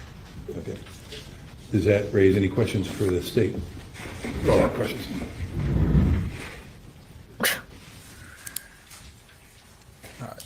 Do you know where Joey was during the dinner? If I recall correctly, I believe he was at work. Who's Joey? I missed So- that. I His He wasn't son. physically present in the condo Oh, there for okay. dinner, is what you're saying. Correct. You guess were that's asked the about first whether time I you heard the know name. Celeste Grown. Yes. How do you know her? I met her at the pool at Emily's condo. And then you were It's asked a not question Emily's about condo. drinking during the pool party. It was kind of a compound question, so I'm not sure what you meant. Was Emily drinking while you were hanging out together at the pool? Yes. And was Matt drinking while you were hanging out together? It's Emily Yes. and Matt's condo. They're married. I have Right. no further questions. Thank you. And you were drinking at the pool, Yes. and at the concert, Yes. and in the house. Yes. Are you an I alcoholic? just want to be clear again about dates. When Emily showed you her ring, we know, based on your prior testimony, that she got married at the end of August in 2018. She was just moved back, right? Yes. And then we know from your prior testimony that the last time you saw Emily was February of 2019. Yes. So This chick is August on, man. 2018, His to attorney. February Yeah. 2019. He's Holy- great. We talked about these 3 instances of when you saw Emily. I would in never that. commit a crime in Texas. I'd have to go to Ohio. Thank you. You may sit down. Thank you very much. Call your next witness. City Hall, Brandy's Inc. Matt, I'm only like 3 hours north of you, so if I ever need an attorney, help a brother out.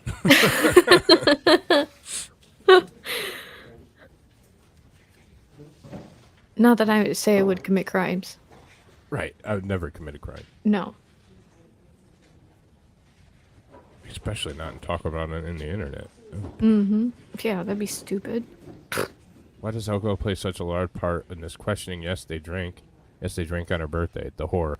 Well, it's just like for instance, the Rittenhouse trial. With everything that anybody does is the worst possible thing, and it's that pearl clutching faux outrage that is kind of disgusting, in my opinion. But we see it a lot.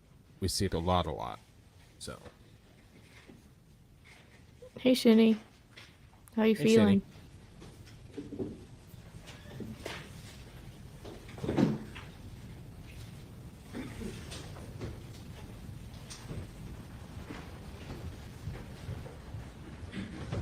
Raise your right hand, please.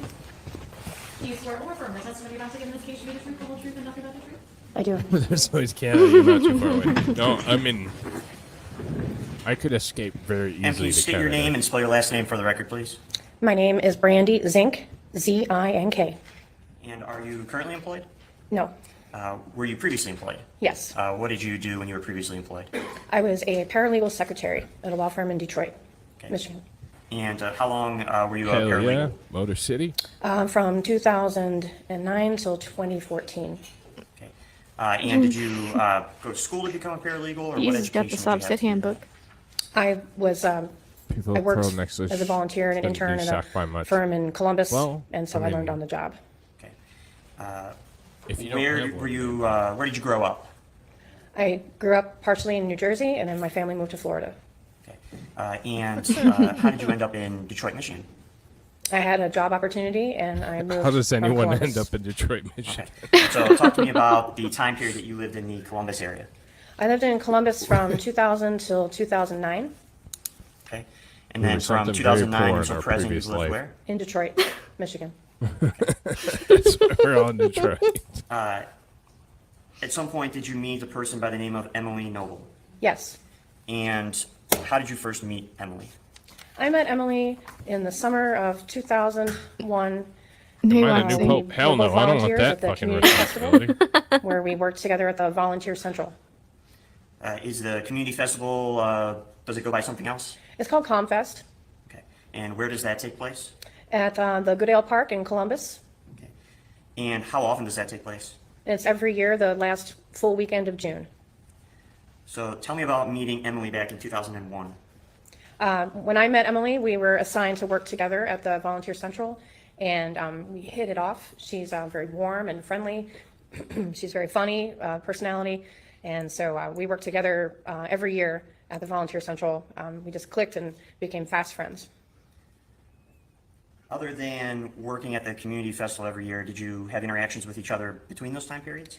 Yes, we would get together. Sometimes Oh, a I would house go exploded in swimming Detroit and today, stay with her by at the way. her Oh.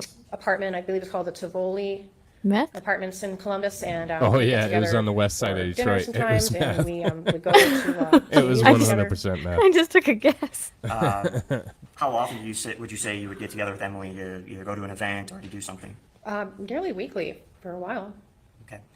And did that continue until you left the area, or did it end previously to that? When I moved, she would visit me in Detroit. Okay. So when you moved to Michigan, would you still see Emily frequently? Well, she would come up to visit me 2 or 3 times a year, and I'd also come down to Columbus, and we'd get together. I'd see her when I come down. Okay. And in between those times you would physically see each other, did you remain You in saw that. contact other ways? Yeah. Yeah, we'd It was talk like on the 8 phone. houses were affected. We'd send, It was definitely pictures, mess. text Holy messages. She loved crap. photography, and we shared Just pictures by the together, and we just also by the way communicated on Facebook. where it was and all that And shit. how often how do you bad think it you were was. communicating with Emily Yeah. during that time period? Fairly frequently. Okay. You mentioned that you would get together and volunteer at the community festival every year, and that was done with Emily, correct? Yes. Okay. At some point, did that stop or did that continue? When I moved to Detroit, I did come back for ComFest a few years and still volunteer, but I stopped going. I think 2012 See, it's not just was the me. last time I Every, went and every volunteered at ComFest. time, like if you're from the metro area, And we get $1 every time we say Detroit. when so was the last time that you Try and physically saw take it in every we got time. together with Emily Noble? comes It right out of was, Kwame's pocket. June It's fucking of weird. 2019.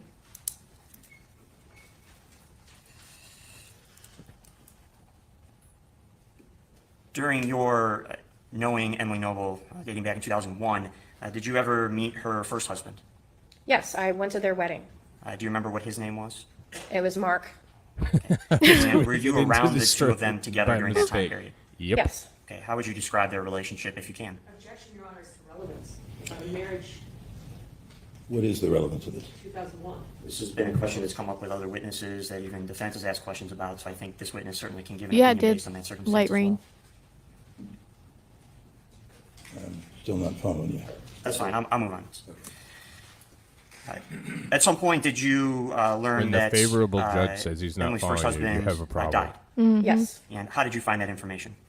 Shit, Emily Jason told me. Kwame's in a Okay. Are you Fucking aware of multi-million-dollar how, mansion in Emily's first Texas. husband passed away or how he died? He took his own life. Okay. And were you around Emily during that time period? I believe I had already moved to Michigan. Okay. I believe that was in 2011 when Mark passed. And did you have conversations or discussions with Emily during that time period? Yes. Okay. And did it relate to Mark and his sudden passing? Yes. Did you talk with her during that time period about suicide? Objection is to relevance. This is conversations that took place in 2011. Well, suicide is obviously an issue in this case, so I'll permit it. And I'm just setting some foundation, Your Honor. Thank you. Ma'am, did you have conversations with Emily during that time period about suicide? Yes. And during that time period after her husband committed suicide, did she give to you any of her then existing state of mind or beliefs about that? She Oh, was. is it Dallas? Okay. Oh, yes. Okay. And what were her then existing state of mind? What did she tell you about that? Objection, Your Honor, is to relevance and also hearsay. Doesn't need the exception. That 11 is remote, so I'm going to sustain that. But you did have those conversations with Emily?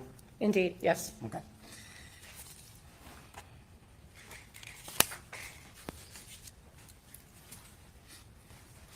Now, at some point, did you meet Good night, someone ma'am, by the Doug. name of Mathew Moore? Good night. Yes. And how did you first meet Mathew Moore? Ladies and gentlemen, our Met him local with Emily Florida at man Confest lesbian. in June of 2019. And if you know, what was the relationship Yeah, between those Mr. man Moore bun. and Emily in 2019 Check 'em when you out. first met him? They were married. And prior to you meeting Matt, were you aware that the two of them were married? Yes. Okay. How did you find that information? Emily came to visit me, and we in Detroit in August of 2018. Jason, the fucked up part and about Kwame she, is um, the people told me in that Detroit she said they'd was elect him considering getting again married to Mark. after he went to I mean, prison. I'm sorry, Matthew. And did you have conversations about that? Yes. Okay. When you first met Matt in 2019, you stated that was where? She was visiting me in Detroit. When you first met Matt? I'm sorry. When I first met Matt, it was in Columbus, June 2019. Okay. And what were your interactions with Matt at that time? How were your interactions with him? I was uncomfortable. I was uncomfortable when we tried to take pictures. He would want to Relevance? force his way into the picture, and he was uncomfortably affectionate physically towards me. And I just met him, so I did not feel comfortable. Prior to, that was the first time you physically met Mr. Yes. Moore, correct? Did you have any conversation with him prior to that? Feminist. Or was it the very first time you spoke or saw him? First time I saw or spoke to him. Okay. What were did you witness any interactions between the defendant, Mr. Moore, and Emily during that event? Yes. And what do you recall about witnessing those interactions? He would interrupt her when she'd be speaking. He seemed to just want to put himself in the middle of us so that if I wanted to sit next to her or be with her, he would want to sit or stand in between us. Were either Emily or Matt drinking during Confest? Yes. What do you call about that? Because he cared about Matt was her? drinking a lot of beer, and Confess, they have giant 20-ounce beers. What about Emily? She was not. 20 ounces is not that giant. Was that Yeah, the with only the time you normal. had met Mr. Moore? I met Plus, him. it's- let's not Well, joke that was about the it. only You're time from I did go to their Ohio, condo So 20 after ounces is not that Confest. much beer. and spent time with him there. During that same time period in 2019? Yes. Okay. And what do you recall about those interactions back at the condo? He was drinking, and Light rain. I brought some food. Emily and I had planned on going on a trip together, so we had some food. And, I cut a big melon, and we were sharing the fruits and snacks that I brought. I did spend some time with him in the morning, and He was eating Emily had gone fucking to work very early in strawberries the off her morning so that toes. she could get some hours That's in where this at seems the like this office, is going. before we were going to leave on our trip. Oh. So I spent a few hours with Matt alone, and See? I wasn't coming. entirely comfortable with him. It's Was coming. anyone else living in the condo at that time? Yes. And who was that? Matthew's son, Joey. Okay. Did you have the chance to speak with Joey? Yes. Okay. And did you see any interactions between Joey and Emily and Matt? Yes. What were the interactions like at that time between Joey and Emily? We were just standing around their kitchen island, eating snacks and, getting to know each other. He was very pleasant. He was kind of sweet, and it was, it was a pleasant time. And was that the first time you'd met Joey? Yes. Okay. Did you ever see Joey again after that? No. Now, you mentioned earlier in your testimony about planning to take a trip. Do you recall that? Yes. That's what I'm saying, AP. Tell me a little bit about the trip you had planned and when that was occurring. We had decided, well, I wanted to come to Columbus to visit Emily and other friends, and we decided that we would get a cabin in Hocking Hills. So we had several phone calls and emails and text messages trying to determine where we would like to go. So Emily had booked a 5-day stay at the chalets in the Hocking Hills. And when you say we, who's going on this trip? Emily and I. Okay, so just the two of you? Yes. What was the purpose of the trip, if there was one? I believe Emily had a difficult time. Well, as to what Emily said, I'll sustain that. Did you and Emily have a conversation about... He was drinking mega pints. And was there a particular state of mind she gave to you as to why she wanted to take this trip with you? She was aggravated with the responsibilities of dealing with Joey and his mental illness and needed to get away from that. Okay. And so then this trip was planned to go to Hocking Hills?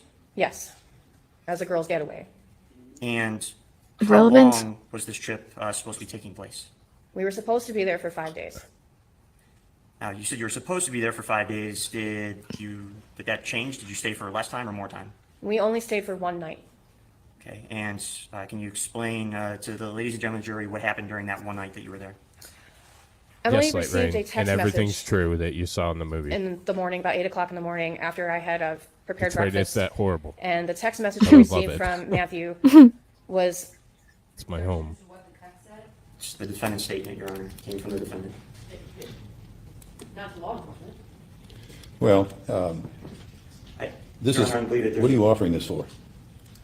To explain what happens afterwards, why they only stayed for 1 night, and secondarily, I don't think it needs to come from law enforcement if it's the defendant's mistake. Ladies and gentlemen, the answer to the question is to provide context as to what she did next. It is not being offered for evidence of the truth of what the text was about. Oh, bullshit. I want You to can't do understand that. Oh, come You can answer on. the question. Come on. What did the text state? Come on, man. Joey is gone. He is dead. He hung himself. And were you with Emily when she received that message? Yes. And can you describe what her demeanor was like in that moment? She was in shock, wondering if this was a sick She joke was or if fucking it giddy, was you the asshole. truth. Jesus. She was pacing and I hate panicking people. and wondering what to do. Sometimes. She tried to call Matt, and Matt, dozens and dozens of times, and I tried to call him as well, and he would not answer the phone. Yeah, he's probably busy Based with on shit, that maybe. information, what did the two of you do next? I thought that we should probably take it seriously because no one would make that kind of a horrible joke. So we packed up, and I'm unable to drive, or else I would have driven. I have epilepsy and I have poor vision, so Emily was stuck with having to drive us home all the way from the very bottom of the Hocking Hills, and it took us several hours to arrive home. And she had to take a lot of breaks to stop and pull off the side of the road so that she could compose herself to be able to drive home safe. And eventually, did you get back to the condo? No, I was dropped off at a friend's house in Bexley. And was that the last time you saw Emily Noble alive? Yes. After that time period, did you remain in contact with Emily? Yes. And how would you remain in contact with her? Through texts and phone calls and Facebook. Up to that point, you had still been getting together with Emily at least yearly, if not more than that. Is that fair? Yes. Okay. And did that stop? Yes. Okay. And do you know why that stopped?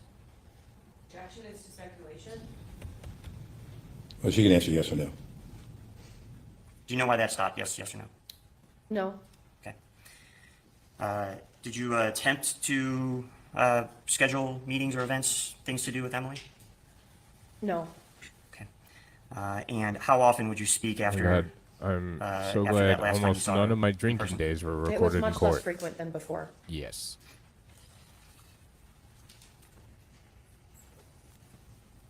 Aren't we all? At some point, did you find out that Emily was missing? Yes. And without getting into what you heard or saw, where did you find that information? On her Facebook page. And when you say on her Facebook page, what do you mean by that? There was a post that said, this is from Matt, and Emily has gone missing, and it was a plea for help to find her.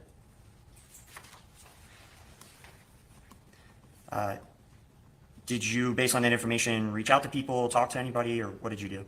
I reached out to multiple common friends that we had, begging that, I lived in Detroit, and I felt like I couldn't do anything to help find her, so I reached out to multiple friends, and I also made a phone call it's to like Detective 2.5, Gross. 3 hours When you drive say you felt like down you there. couldn't do anything, was that based on your inability to drive or something else? Yes, I felt like I was helpless, other than trying to share the information as it came, and asked local people to help find her. Just one moment, Jason, Eric. I'm from Southwest, and I'm dark enough to not stick out in Mexican Town. It was fantastic. No further questions at this time. Thank you. Thank you. Cross, please. Can I just ask why none of her friends decided to help look for her, or like came down to look for her? I always thought that was interesting too. Like, oh, I'd love to help, but just didn't care that much. Good morning, Brandy. Diane, I would hope people would Matt Moore, how are you? I'm well. look for me if I fine, thank you. disappeared. Got some follow-up questions. I just want to be You're my sure about the internet asshole. Of timeline. course I would. I mean, we know who did it, but Comfest in Columbus with Emily and Matt. Me? I heard you testify on direct that No, was in the clip. June of 2019. Oh, yeah, of course, And we know yeah. Comfest, being from Columbus as well, is always in June during the summertime. my old neighborhood, the Okay, entire and block, so also 4 sides of the flat trip trash with cans can be bought Emily, for 35K. and- Yep. Let me be clear. That's the first time you met Matt, was at Comfest. You just testified to that to this jury, is that right? Yes. Hang on, my buddy Nick, he had some drug dealers at his corner. He lives 8 in Hoover, up by Warren. And he was sick of the drug dealers on the corner, so he bought the whole fucking block for like $1,500, and it's Holy fantastic. crap. So it's ridiculous in Detroit. June of 2019. And Joey dies, kills himself while you're together with Emily. Yes. And that's July of The other side's 2019. Warren, but The Confest One was the side last is weekend Detroit, of one June side's every Warren. year. And so the day after Confest is when we went. So that weekend, I believe, was the 28th through the 30th. And I believe Joey passed on the 1st. And so that's what I wanted to be clear about for the jury. Your period of time from meeting Matt for the first time to going to the condo to being with Emily when she hears Joey killed himself is literally a few days. Yes. Okay. So you're at Comfest the last weekend in June, 28th, 29th, and then you're in Wow. Hocking Hills with Emily on July 1st when she gets the text from Matt, right? I believe we were there the 30th and the 1st. Okay, and then you're there with her when she gets this text message, and she drives you home, and then she drops you off at or someone's place in Bexley, and then that's the last time you saw her. Yes. Nothing further. As those areas, any read, right? No additional questions, John. Thank you. define folks have any fun. questions? You mean getting carjacked every other weekend? Or attempted to? Oh yeah, that Oh, sounds like a hell lot no. of fun. The only place that's safe is fucking Coney down on 8.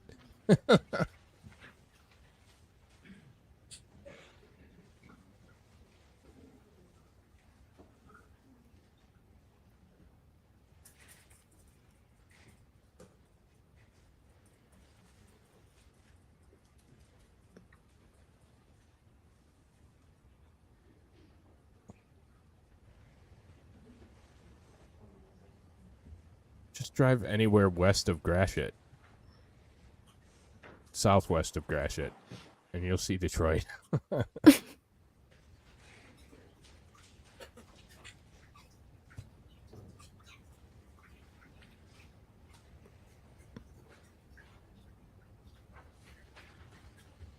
Probably pretty likely, Alex.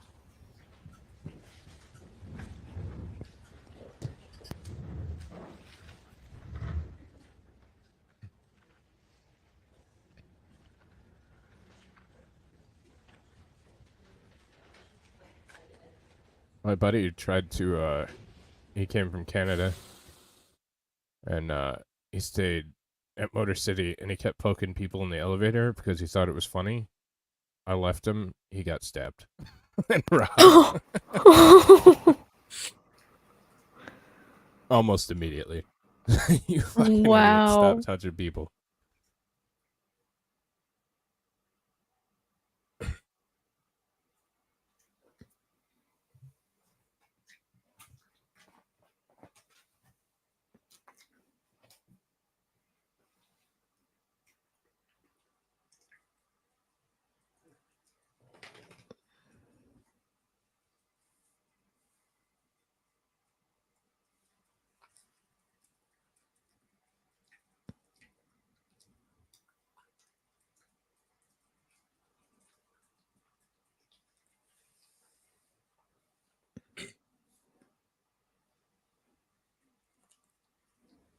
She doesn't look very happy with that. Mm-mm. Sure, he's asking something interesting. Yep.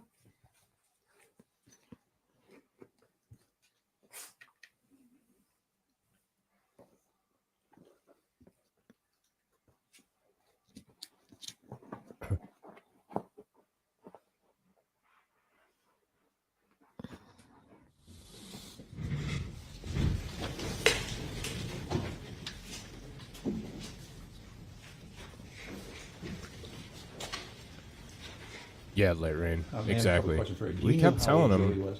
He thought it was funny. I believe he's 19. Okay, thank you. When you last saw Emily in June and July of 19, did you see any bruises on her arms, hands, or elsewhere? No, And did Emily attempt to schedule any get-togethers with you after July 1, after the notification of his death? no. Okay, thank you. What was the nature of your call to Detective Grubbs? I called him to give him details of when we received the text message that Joey had been missing because Objection as to why she called? Different question. MGM's always been the worst casino to go What to. did you Motor say to City's the detective? ghetto, but it's I told the detective side. the details of how Joey was found dead Greektown's the because I was nicest worried one, that Emily but- may have been found the same way. Final question for you is, can you explain what made you physically uncomfortable with Matt? But being Greektown affectionate isn't towards even Greektown anymore. Barely knew him, and I felt it was inappropriate. you? All right. Thank you. Any questions from the state? You felt what was inappropriate? Him being like touchy-feely towards her. Wow. Damn, AP. You were asked about worried that Emily would be found the same way. Why did you feel that way? Objection as to why she felt that way? Yeah, that's an opinion that I think is beyond the ken of what the jury needs to know. It's also stated. Yeah. Yeah. No further You don't questions? think? Thank you. Any questions from the defense? No, Your Honor, thank you. Kate, may I sit down? Thank you very much. Call your next witness. Judge, we've been flying through witnesses here. To give me 5 minutes, make sure they're out in the hallway. The next one. Absolutely. Sure. Go get him. All right, 5 minutes. That means we have 5 minutes. Oh, we don't have 5. Live there with. My father, I was a caretaker for him. He was, he recently passed away at 94. And, This he is had the some neighbor problems, that saw her fits and before. Stuff of that nature. He needed help and assistance. Oh, so the last And so, person that saw her alive. How long did you live at that Yeah. Abbey Cross address? Approximately 8 years. And so do you remember around about when it was that you moved in there? No, I don't recall, sir. Okay. And you said, when did your father pass away? December of last year. Of last year? Yes. And he was 94 years old at the time? 2 days before his 95th birthday. I'm sorry to hear that, sir. And It's Ohio. These. so how old was your dad when you moved in with him at Abbey Cross? Do the math. 25. He was about 87. Par for the course, brother. 88. Okay. Did your dad live at 51 Abbey Cross prior to you moving in there? Yes. And how long prior to that did your dad move to that address? Approximately 15, 20 years prior. So, all told, high 20s, how long your dad lived there, both alone and then the times when you lived there with him? Right. Pretty much when my mother passed away, I moved in Okay. And when did your mom pass away? in '88. Would you go and visit your dad there in the neighborhood? Yes. And then, did you talk to a lot of the neighbors and the people who lived around? Yes, I was very familiar with the neighbors. During the summertime, my father would go down to the clubhouse and once a week would supply tomatoes he grew. Do you remember meeting a family with the last name Noble? Yes, sir. And when did you first meet them? Well, the mother, about 3 or 4 years ago, she moved in. I talked to Amy and her mother. They coming through looking at condos. She purchased a condo and then was not present a whole lot. She had the whole house refurbished. So I knew Emily's mother and obviously Emily also. Okay. Do you know what happened to Emily's mother? Yes, I'm to the understanding she passed away hitting the backside of a semi. Oh. And after Emily's mom died, did somebody else live across the street? Yes, Emily moved in pretty quick. Just so we're clear, where was 51 Abbey Cross in relation to the address where Emily was living? I do believe that was 46. Yes, it was directly across from our condo. After Emily moved in, how often would you see her? I would see Emily probably, it depends on the week, but at least 5 or 6 times a week, at least. Quite often I would see her out there working in the yard and we would talk, and whenever there was a storm or clouds moving in, Emily, you'd see her out in the middle of the street taking pictures. She never went anywhere without her phone. She was quite adamant taking pictures of everything. When, was there something that brought you outside of your residence a lot? Yes, I am presently a smoker, and I smoked out in the garage. Is that where you smoke all your cigarettes? You didn't smoke inside the house? I did every once in a while. Objection, he didn't say I cigarettes. did have That a could hip have meant weed. replacement, a knee replacement, and yes, I did smoke in the house. Would you say you smoke more often in the garage or inside the house? In the garage. And would you see Emily and other people when you were outside smoking in the garage? Oh, yes. Neighbors walk around there quite often, walk their dogs or just take walks. It's an elderly community, retirement community, and yeah, a lot of people would take walks. Do you know if Emily smoked? I seen her with a vape. Okay. And can you describe what a vape is? It's an e-cigarette. Oh, so she was cool. I don't know much about them. All I see is people taking in the smoke, and either they give a whole bunch of smoke out or just a little bit. Boomer. Fair to say not the same kind of thing you smoke? No. All right. You smoke traditional cigarettes? Yes, Okay. I'm old school. All right. Did damn, anyone man. move into the condo with Emily? I do believe Joey moved in with them, and Matt Moore moved in with them. Okay. And who was Matt Moore? The gentleman placed over here. Let the record reflect the witness identify the defendant. You want some more details on it? I don't. Studio. Okay, so noted. Oh, thank you.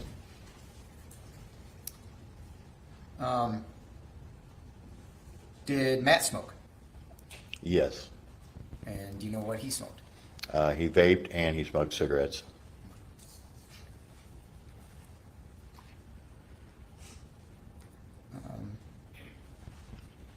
So this time frame after Matt's moved in with Emily across the street from you, can you describe Emily for the jury? Emily was outgoing. Actually, she introduced herself to me, and we became friends then. And we quite readily would talk. Her taking pictures. Every once in a while, we'd sit out there and shoot the breeze and have a beer. But yeah, very, very nice, outgoing lady. I was supposed to leave to go to Lake Erie. And this dude got more info. Shortly before. And my father would go with my sister, and she told me, John, All right. I know it's difficult, but you can't talk about something that she said to you, okay? But can you just generally tell me what, She said to you? she would look after my flowers. okay. She would take care of the place when you were gone. Right. Okay. Again, talking about this time frame after the defendant moves in with Emily, before Emily disappears, can you describe Matt? Matt didn't come out very often at all. It was normally Emily out working in the yard. Matt really wasn't present for that. I really didn't talk to Matt a whole lot until Emily went missing. Okay. So I want to talk to you a little bit about that time frame. Do you remember when that was that Emily went missing? The time frame she left? Do you remember when that was? Do you remember what date it was that you became aware that she was missing? I think it was the 24th of May, day after Labor Day. You remember what year? It was 2 years ago. Okay.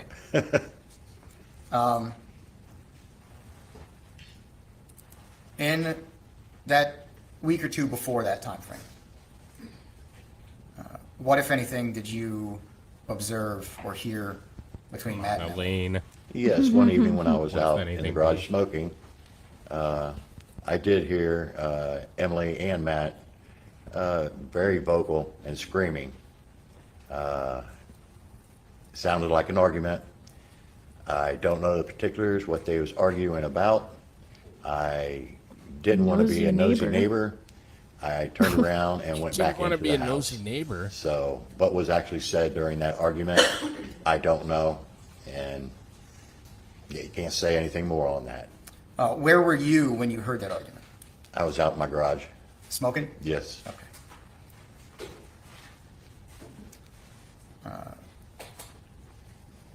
I want to talk to you then about, I think you said Labor Day.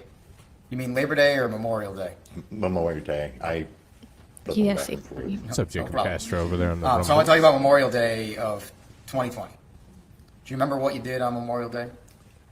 Yes, I got up and I went to Wendy's, went down to Hoover Dam Park, ate breakfast. I came back home and got ready for Wait, a went to party Wendy's at my and sister's ate? house. Excuse me. And did you go to your sister's house that day? Breakfast? Yes, sir. And you mentioned taking your breakfast to Hoover Dam Park. Yes. Oh. Can you tell us about that?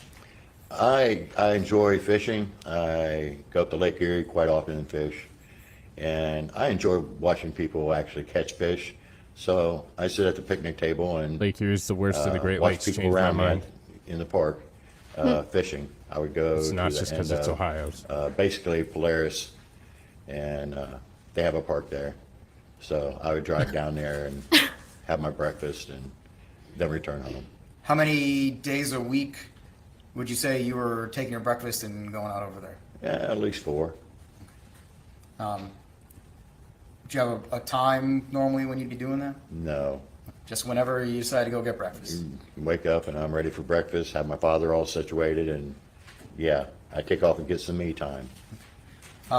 When you were getting up in the mornings and going for breakfast, Is that a euphemism? would you see Emily? I sometimes, rarely. Taking me time right now. Normally when I was coming Ah, back, come on. I might see her out in the yard doing different things. She was an early bird. Well, me time with these. Oh. You said you went to your sister's house on Memorial Day 2020?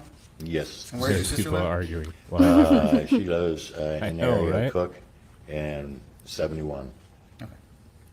And do you remember what time you came back from your sister's house? Yeah, 6-ish. maybe And 6:30. Jacob's over here. Till 7. Right, Jacob. That's up, Jacob. And do you remember anything unusual when you came back to your house that day? Yes, when I returned home, I noticed a police cruiser in front of Emily and Matt's condo.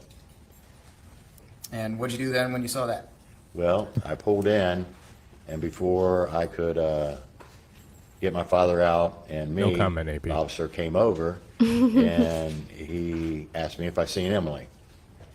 And I asked, what's going on? And he told me she was missing, which kind of put a shock on me right there. And he asked me if I seen her.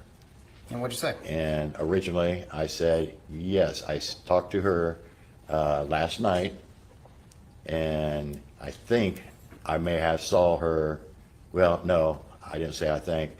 I said I saw her between 9:30 and 10. Now, as I brought my father into the home. Hold on a second. Okay. Hold on a second. That's why I'm gonna back you up. So you said that you had seen Emily the night before. Yes, we talked a little bit. And what do you, without going into what you discussed, just what do you remember about seeing Emily the night before? It's, hello, how you doing? And would return, she goes, well, I'm going on a walk, John. And I said, well, you have a good time, Emily. And I returned into the house. Do you remember anything specifically about what she was wearing when you saw her? No, but I'm sure it was black. And why do you say that? She constantly wore black. Excuse me? I think she owned one pair of blue jeans I've seen her in one time. But when she's wearing something different, Very nosy neighbor. colorful, that you notice that. Okay. So you saw her the night before, and then told the officer that you had seen her that morning, the same morning that officers were at the condo. Yes. Okay. And make sure I understood, you said that you believed you saw her between 9:30 and 10 o'clock. Correct. Okay. I couldn't tell After you had that conversation with the anything officer, what about did you do? any of my neighbors that I this took guy just said. my I father couldn't in and either. got him situated. During that time, I started thinking, and I see Emily almost every day. And Did you see your I'm like, neighbor? was this She's morning? Wait. Was it Did yesterday? you just assume her gender? Because I'm not a It could have been a biologist, so couple I days don't know later. if I saw her. I was not 100% positive I seen her. I am 60 years old, and sometimes our memory does fail. So I went back to the officer and told him that I'm not positive that I seen her It's a this morning. generational thing. But I know I seen her last night because we talked. I'll take your word for it. And he asked me to repeat it. I told him again, and he acknowledged it. Did you, skipping ahead a little bit, did you talk to other officers on the phone or in person throughout the investigation? Yes, And did Detective Grubbs. And did you communicate that same information to them about not being sure if you saw her the morning of Memorial Day? Yes, I communicated that with Detective Grubbs and Amy, And when you say Amy, just so we know, who are you talking about? Emily's sister.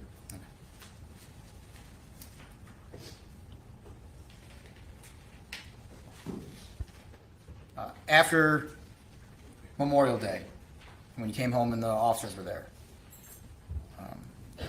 did you have any conversations with Matt? Yes, I did. And do you remember what the first conversation was that you had with him after that? Well, as I was talking to the police officer and gave the timeline of when I seen Emily, I don't know what Matt told the police officer, but as soon as I mentioned, it was dusk, I don't have an exact time, the officer got out and confronted Matt. Now, what was... What I want to talk about is your interactions with Matt. I want to talk about any of the law enforcement. So let's go beyond that day, beyond Memorial Day. We was at that time we was talking. As a police officer left, I do believe, I'm not positive. He made statements like, "Oh, she's just mad, and she'll be back here in a couple of days. She'll be walking in this door," and I'm like, okay. Still have an open mind then. So after that day, did you have any interactions with Matt? Yes. The following day, I was out in the garage smoking. Matt came over and asked me if I could buy, I was going to Kroger's anyways, buy him a fifth of, Jack Daniels and a pack of cigarettes. And he then told me, because I'll buy you a carton if you do this for me. And I'm like, at $80, I'm not going to do that. And then he said, I'll give you $20. And I did take the $20, and I gave him the change afterwards. Did you go and buy Relevant. the booze and cigarettes? Yes, with his money. And what'd you do after you purchased them? I returned home and You got a fifth of Jack and a gave pack it of to him. smokes He- for he 20 thanked me. bucks? And where did you give it to him? At his door front. I knocked on his door and he opened his door for me. Did you make any observations at that time? Yes, I noticed cigarette smoke in the house, which really depressed me. And why was that, sir? That's when I started thinking Emily's not coming home, Why did cigarette smoke make you think that? because Emily would not allow anyone to smoke in the house. That she's a pet peeve with cleaning, keeping everything in order, and she always wanted her place of residence in very good shape and would not allow people to smoke in her house. Yeah. So that led to the conclusion, Also, fake he news. knows she's not coming back. So a pack of smokes is going to be like That's $6. statement. Jury should disregard that comment. And then That's a statement. the Jack is like $20. So- After that interaction, So which you fair. smelled smoke inside the condo, did you have other interactions with Matt? Not really, especially after that. He did come over at one time, and my father answered the door, $15.49. and he asked So if I that's was like home and if I would $22. like to go shooting with him. And my father told him I was not there. Okay, if it's not something that you didn't have that conversation, I don't want to get into it, okay? I want to talk about, did you specifically interact with Matt? No. Okay.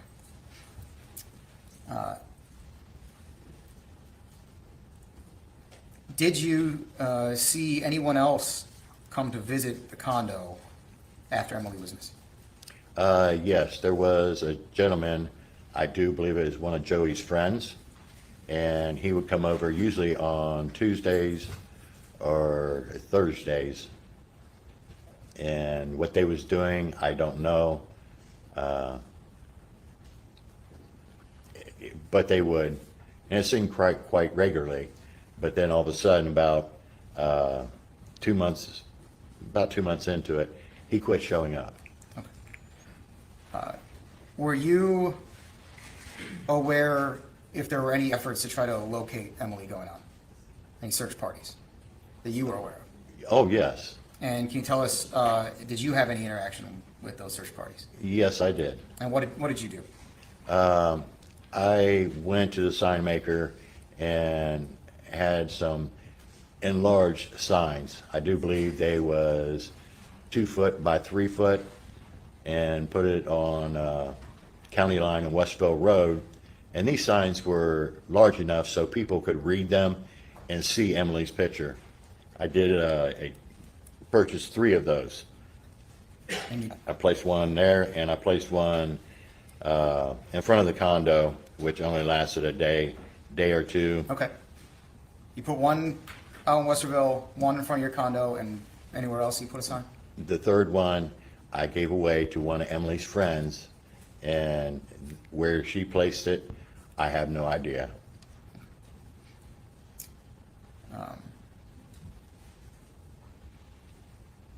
Did you ever see Matt at any of the search parties? No, I did not.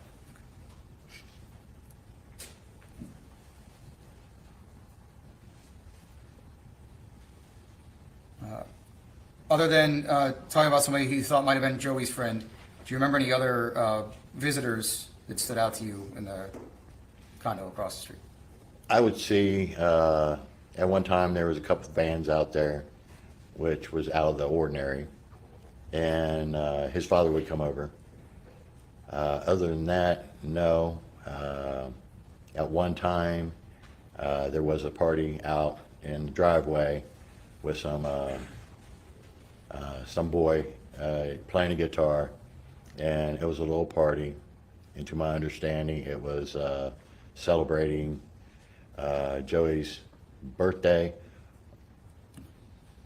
Matheau Moore.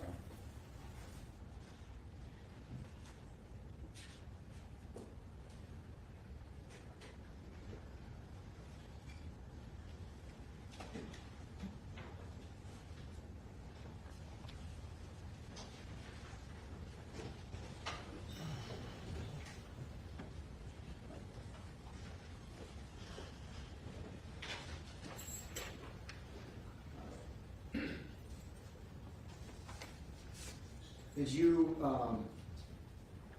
observe Emily going on walks a lot? Oh, yes. Yes, quite often. I could say almost once a day.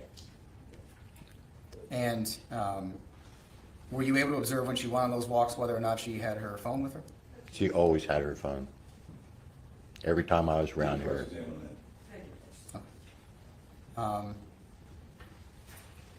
And the other question I had, I want to make sure I understand the time frame. When was it that you smelled smoke inside the condo? When did I? Yeah, when? Yes, during the time of my knee and hip replacement. No, I'm sorry. Oh. I'm not talking about you smoking inside your condo. I'm talking Okay. about when you smelled smoke in 46 Abbey Cross, in that condo. Okay, I have never smoked in the condo. I knew Emily would not allow that. And so when was it that you smelled smoke in there? The day after Emily went missing, when he told me, asked me to get him a bottle of Jack Daniels, a fifth to be exact, and a pack of Marlboro, I call them Reds, baby regulars. And so that was the day after law enforcement had been there? Yes. I have no further questions. And that's supposed to be suspicious?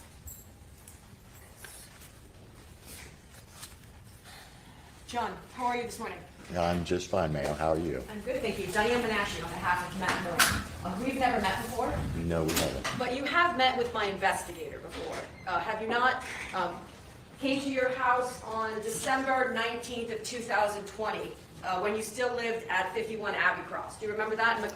I remember a gentleman coming in, I'll call him a child, but Well, a I young don't know adult. if you said that. Yeah, a young adult. Yeah, a young adult came in, and I think you let him in, and he asked you some questions about, very similar to what the prosecutors asked you about. Correct. About the day that Emily went missing. Correct. And you were kind enough to let him in and answer the questions. I'm going to ask you about that, but I just wanted to jog your memory there if we can. Let's go back to the night before Emily went missing. You remember speaking with her at 8 p.m., do you not? You know, I cannot give an exact time. It was dusk. Okay, and dusk, we're talking Memorial Day weekend, right? So sort of, obviously. Yeah, it would be in the 8 o'clock range, give or take 15 minutes. And it wouldn't surprise you to know then that you had told officers it was 8 p.m.?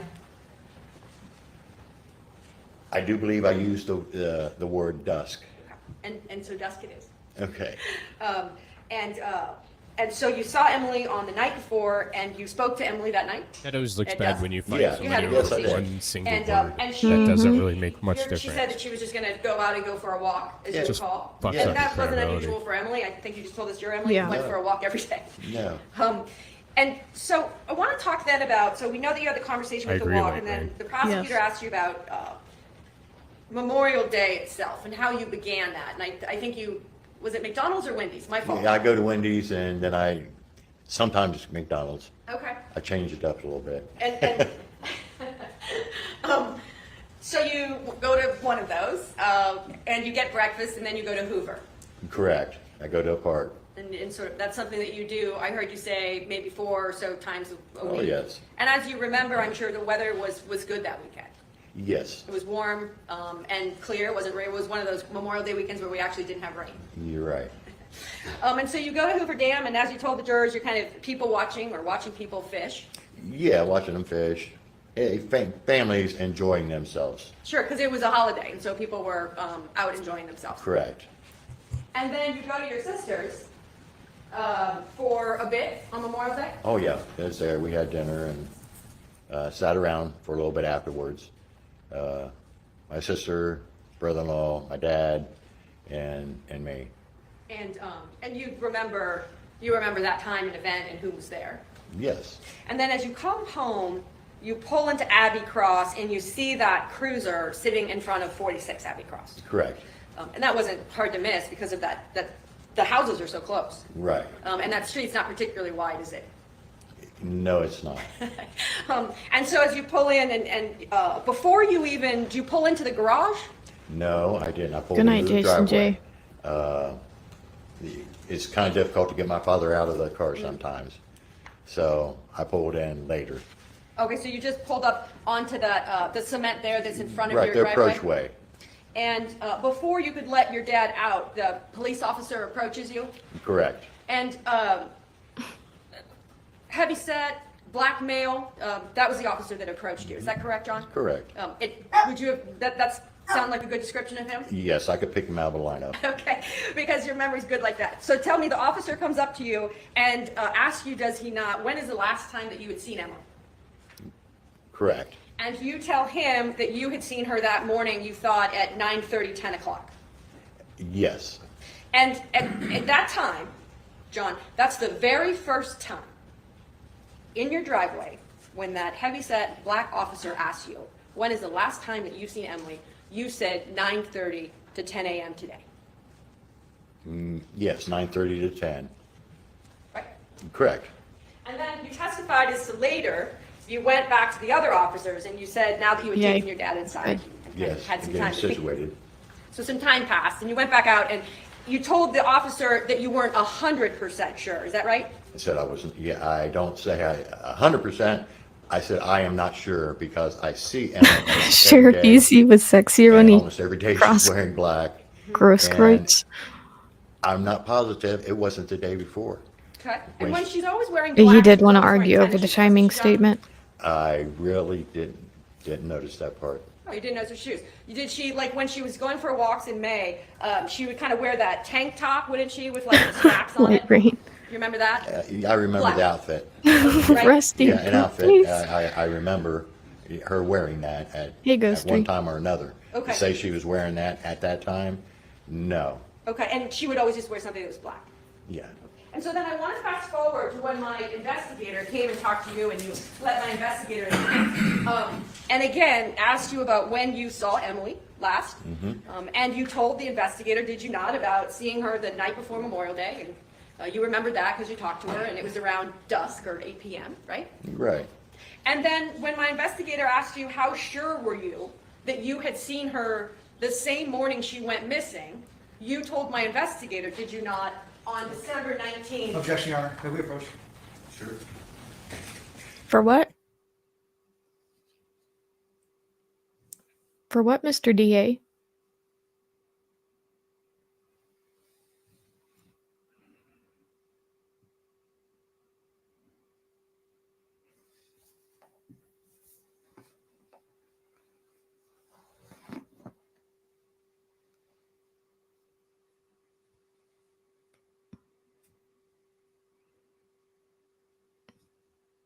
She can take away his credibility.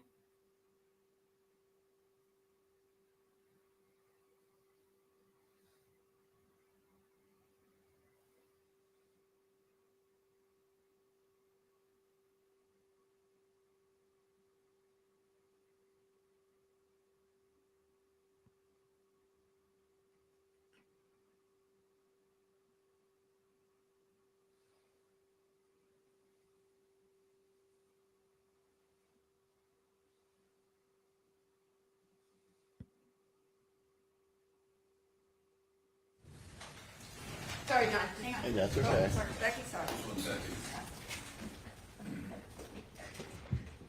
You okay? Proceed. Perfect, thank you, Jack. Sorry, John, let me pick up where I left off.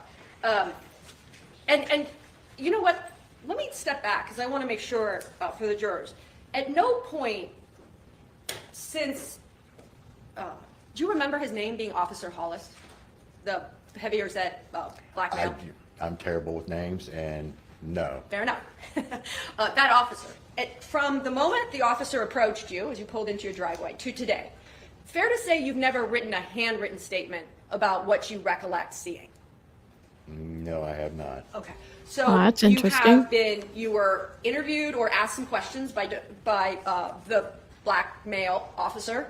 Correct. Right when you pulled in, and then you subsequently have talked to Detective Grubbs. Is that fair? Yes, I have talked to Detective Grubbs. Sure. On numerous occasions. And then, and taking us forward, and then there's this conversation with my investigator when you, and I being nicely let my investigator in and talk to them about what you remember as well, right? I do believe the guy said he's representing a company. Ready Investigations. Do you remember that, sir? I have the card at home. Perfect. He left you his card. So I just want to make sure that there's not a written statement of yours anywhere. No. Okay. So, and then let That me would go be back to pretty what I was important saying. for an When, investigation. my investigator's asking you about the conversation with Emily the night before, and then on Memorial Day, seeing her at 9:30, 10 a.m., and he asked you, did he not, how sure you were, and do you remember telling my investigator that you were 90% sure? No, I don't recall. Okay, fair enough. One moment, Your Honor. I know, that's great, Larry. You talked about a young man, Joey's friend, that was at 46 Abbey Cross, kind of in the days that followed. Do you know that boy or man, young man? Yes. Yes, to be Cameron Kissel? I don't recall. I was told his name a couple times by Amy. Okay. And would it surprise you to know, or, It was one of Joey's friends. and let me describe him, maybe that'll help. He kind of had curly, light brown hair, tall, not, but like skinny Yeah. kid. And if you remember, because like, you're right across the street, did he drive a Volvo, John? It was an odd-looking car. It stood out. Very well could have been. Okay, and so it was that young man that we're talking about that was at the house for the month or two after Emily went missing. Yes. And you remembered him being Joey's friend. Yes. And it would surprise you to know that he was there doing searches with Matt for Emily? No. Okay, all right. And Cameron Kissel, how many conversations have you had with Cameron? Or the man that you saw at the house, the young man that would go there that was Joey's friend? Oh, okay. Did you ever talk to him, John? One time, when I placed a large poster in front of the condo, him and Matt came over and Matt wanted to thank me, and he was just going, thank you so much, John. Covering his eyes, one tear in his eyes, and he went out to embrace me, but it's COVID, and I did not want to embrace him at that time. But it was COVID. Not just because of COVID, it was because I was upset. I understand, and they're not questions why you didn't want to embrace Matt. I just wanted to know that if you had a conversation with the man that you say was Joey's friend, that you would see at the house with Matt. Yes, I do believe Matt introduced him. Okay, so at some point, he's introduced you. I want to go back to, how many times have you talked to Detective Grubbs since your very first conversation with the heavier set black male officer? No, I would say Just call him a fat ass. maybe 6 times. I would let him know when something suspicious, 6 times? something out of the abnorm shit. would show up across the street. Like I said, I smoke in the garage, and when I see something out of place, I would call him. Yeah, and you have his cell phone number, do you Wow. not, so you can just call the detective directly? It rings into the office. Okay, and then was there times when he would call you back and you would tell him things that you would see, would you not? Yes. Yeah, like the one time you called him and you said you thought there was this black suspicious car there, and you even gave Detective Grubbs the license plate. Do you remember that? Yeah, I've given him a few license plate numbers. And so you look out there, and then Holy you see the shit. license plate, and then you provide those to Detective Grubbs. Yes, that turned out to be his father's car. So one of the cars that you thought was suspicious was actually his own Wow. father's. Yes. Just want to make sure, this testimony that you gave the jurors about the 5th that Mr. Moore had you buy, and I know you've never written a handwritten statement, right? No, I haven't. Okay, and you've never, no recorded statement? No. Okay. I presume that's something that you would have told to Detective Grubbs in all those at least 6 times, would you not have? I didn't talk to Officer Detective Grubbs. Yes, I did. You did. I did, and I told Amy also. Wow. And so you would have told Detective Grubbs that information? Yes, I would have. And what date did you tell Detective Grubbs that information? I do not recall. John, I asked this with kind of as a person, and I think you said you were 60, but I don't say it to No, that's fine. I'm about to turn 49, so I'm not far behind you, John.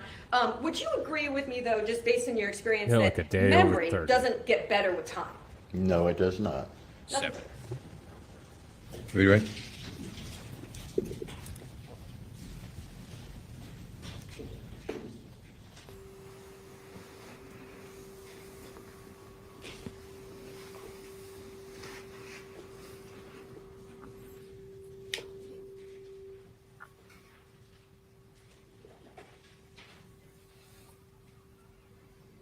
No questions, I think. All right, thank you. Any questions from the panel?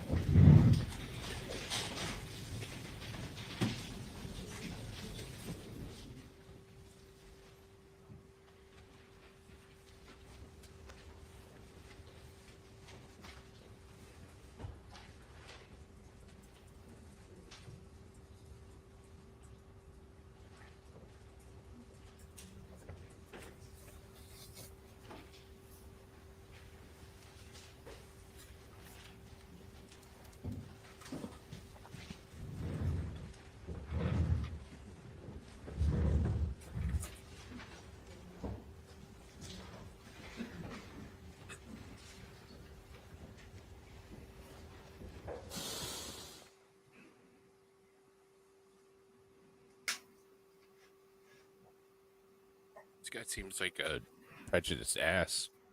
Like he had his mind made up, like the police did. Yep.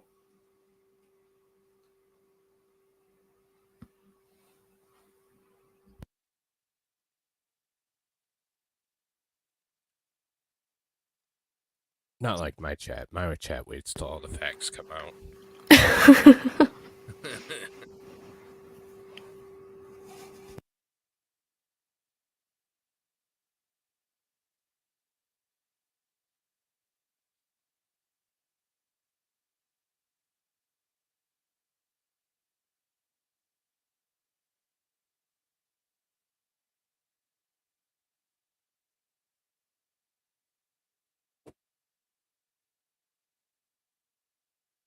I was going to ask an inappropriate question, but I'll refrain. You were what? I was going to ask an inappropriate question, but I'll refrain. Yeah, no inappropriate questions. I was going to ask if it was inappropriate if you ask how long he's been in the Klan. This witness, since he has a thing against black cars.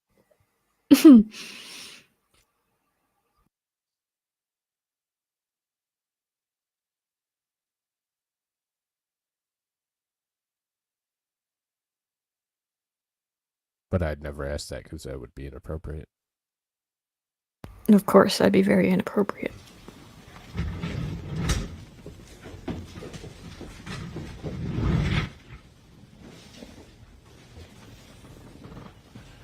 Sir, I have a couple questions for you. Sure, you'd like to ask you. Yes, you have. No particular order here. Where was the sign placed in front of the condo? Was it your condo or across the street? It was my condo. Well, it was my father's condo. Right, but we understand. It's where you Okay. live. Yes. Okay. And why did the sign in front of the condo only last a day? It was a day or two. Somebody complained about the sign, so the condo community asked me to take it down. Okay.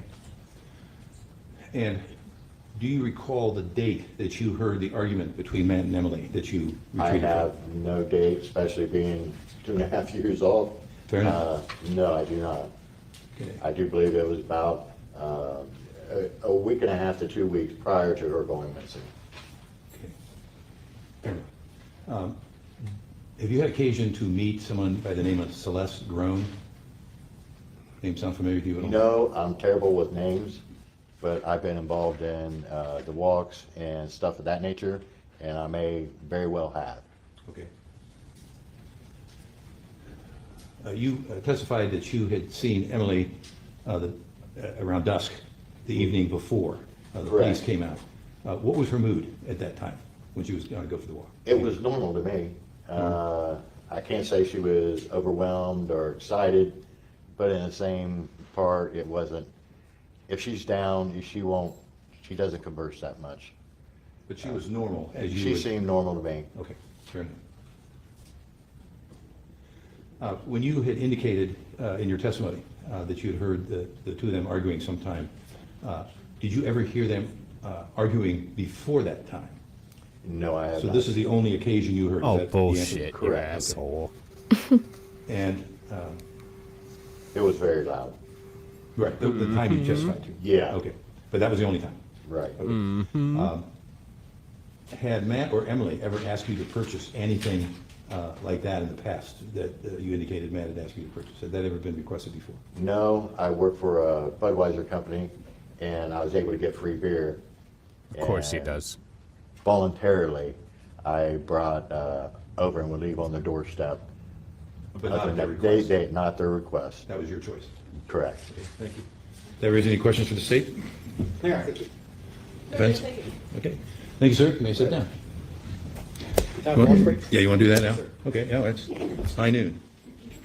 I'll let Lunch Mr. break. Kramer, You want to go one more witness, or you want to call it for tonight? Probably We can go one witness, more. right? Oh yeah, I want this guy. Shit, I am so terrible at finding spots. Are we good? I think Not so. that spot. I can find that spot. It was Bud Light, though. Light Rain. It was Bud Light. Don't get too excited.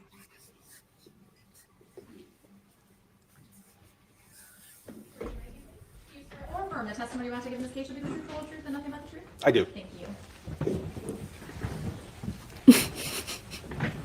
Good afternoon. Good afternoon. Can you please state your name for the record? Yes, it's Lieutenant Justin Alloway, And spell your last name, please. Alloway. And what is your current occupation, sir? I am the Detective Lieutenant at the Westerville Division of Police. And what is Damn, that? this guy's I important. am in charge of the Westerville Detective Bureau, overseeing the day-to-day operations and the long-term operations of the Bureau. And how long have you been the detective lieutenant? Approximately a year and a half at this point. He's got the face of a baby. Did you have law enforcement experience prior to that? Yes, sir. But like I am the- in my 22nd year of law I enforcement. don't at this know. point. Okay, can you tell us Oh, how he's you so got proud started? of himself. I can. Mm-hmm. I attended the Ohio State I Highway hope- Patrol Academy Oh, I hope for my he gets basic training back in eviscerated. 2000. From there, I spent about 5 years as a patrol officer working the street, answering calls for service. From there, I went in as a school resource officer for about 4 years. Of course you did. Then I was promoted in 2009. We had corporals at the time. I worked as a corporal for about 10 years before I was moved into the Detective Bureau as a sergeant. You should stop it, Ghost Tree. So, all of your law enforcement experience, about 22 years, all at Westerville? Yes, it is. I want to take you back to May 25th of 2020. What was your rank at that time? At that point, I was assigned as the sergeant in the Detective Bureau. And so what did a detective sergeant do? I was tasked with reviewing all of the reports that came in on a daily basis, determining whether those cases would be closed out or whether we were going to assign those to detectives for further I investigation. think this one's appropriate too. So what does that process look like? Walk the jury through it. Look at a case and Teacher asked me how I view lesbian relationships. Every Apparently, case that we have that 1080p comes full in screen is on our HD computer. wasn't the We right that answer. case, determine what the probability is that we can solve that case. A lot of different factors that are associated with it, whether there's been a suspect identified. I know, whether we like, believe we can right? identify one or not, and then make that decision whether we're going to pass that on to a He detective. drank a bunch of that Does free the beer. detective bureau jump into every single traffic stop or law enforcement interaction that the patrol officers have? No, while we'll read through every report, we will not assign every one of those cases. How do you get those reports? Is there some sort of daily briefing or some sort of summary sheet? What do you get that you're looking at? We do have a briefing sheet that is sent out to our division that gives a basic overview of what had happened the day before, as well as on our what computer had system, happened was- our records management system. We have a list of all the reports that have been unassigned and that are still open that we can review. And so is that, at the time as a detective sergeant, is that generally how your day started, reviewing reports and seeing what needed to go to the detective? Yes, it is. Well, I turn your attention to May 26th of 2020.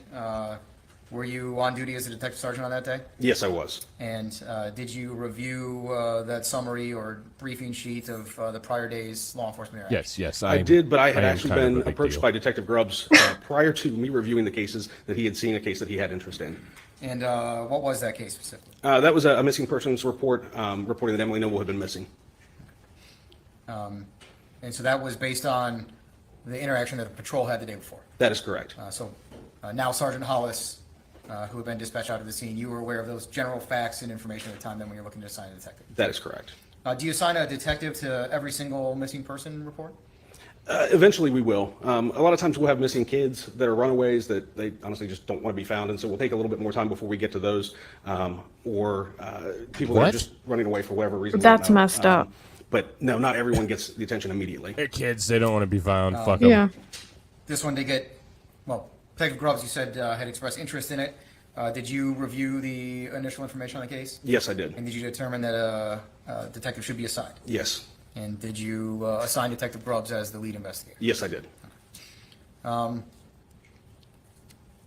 Did you have at that time a general understanding of what had occurred with the initial patrol response? Yes, I did. I'd read the initial report and had a general understanding of it. And what was that general understanding? Just that a 52-year-old female had gone missing from her home. There wasn't any other type of extenuating circumstances, no notes left that she was going to leave or harm herself, and that it just seemed strange to the patrol officers.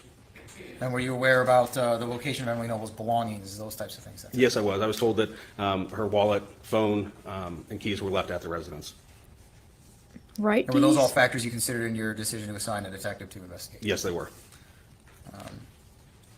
To your knowledge, as of May 26th, had there been any, again, we're talking morning of May 26th, right, as you're assigning the case, had any areas been searched at that time? Yes, I had been told that the patrol officers had searched the immediate area around the residence. And as of that time, Emily was not located? That is correct. When you assign a case to a detective, is that detective then responsible, or is that, let me back up, is that detective going to conduct the entire investigation by themselves? It depends on the case. Any larger Will cases, do, they are buddy. kind of responsible for the overall delegation of tasks that need to be completed during that investigation. And so Detective Grubbs was appointed as the lead investigator? He was. And did you periodically interact with Detective Grubbs about how the investigation was going, stay involved, that kind of thing? Yes, I did. I want to talk first about initial, let me put up.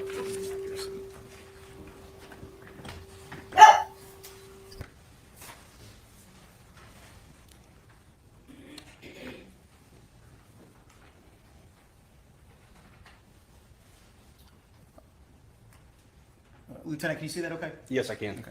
Can you tell us, for the record, this is Defendant's Exhibit D up on the overhead. Can you tell us generally what it is we're looking at here? Yeah, absolutely. This is the neighborhood to the northeast of the intersection of State and County line. Okay. Is that neighborhood the neighborhood where Emily Noble lived? Yes. Did you have any knowledge generally of the area that had been looked at the previous day? Yes, I did. And where was that? I was told that the officers had searched along the wooded area along the bike path that runs north and south on the rightmost part of the, And you can actually draw right on the screen by touching that if you want. So. right in this area.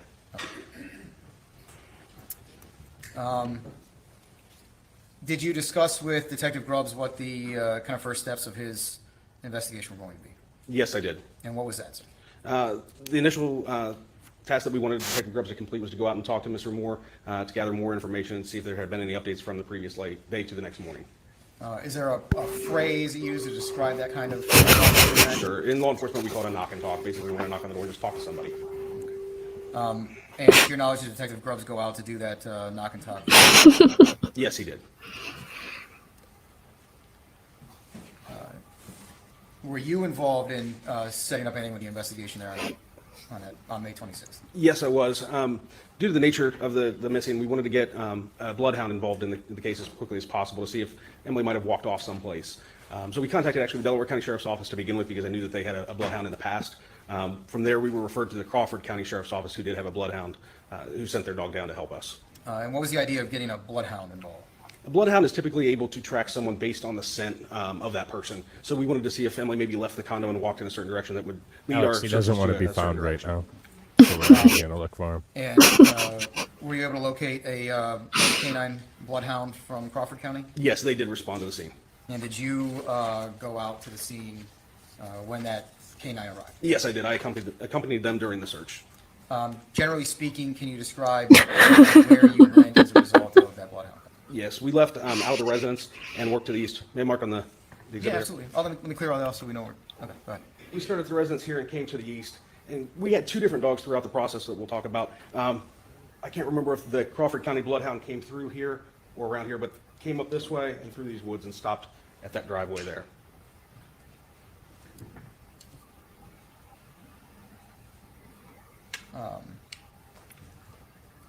In addition to that, let me back up. Did you then search that area of the woods up north of the condo as a result of the bloodhound going that direction? Yes, we did. And was anything located? Nothing was located there. Were there other searches that you also participated in on May 26th? On the 26th, I don't believe that there were any others at that point. Were there other searches conducted by other people you weren't personally involved in? Yes, I was told of many that occurred. Were you aware of any searches that were done by the Westerville Fire Department? Yes, I am. And where was that location that was being? They checked the area to the southeast of State and County, down in this area. And also, you can't see on this map, but there's a wooded area to the northwest corner as well that they searched up in through here. So more towards on either side of the intersection of State Street and County Line Road? Correct. Lieutenant, are you familiar with the location where Emily was ultimately found? Yes, I am. And he shows generally on the map where that was. Did the Westville Police Department have anybody specifically into that area of the woods on the May 25th or May 26th? No, we did not. What? I want to turn your attention to Why the not? next day, then May 27th. Did you receive This could be the most other information incompetent about police Emily Noble on department that I've day? ever heard of. Yeah, I know. We receive information constantly. We had tips coming in all the time about this, and we did have a meeting about the case that morning. Did you receive any kind of a call from a local dental office? Yes, I did. And what do you recall about that? I'd received a call that morning from a dental office saying that Emily had a dentist appointment earlier that day. I believe it was supposed to be at 8 o'clock that she did not show up for.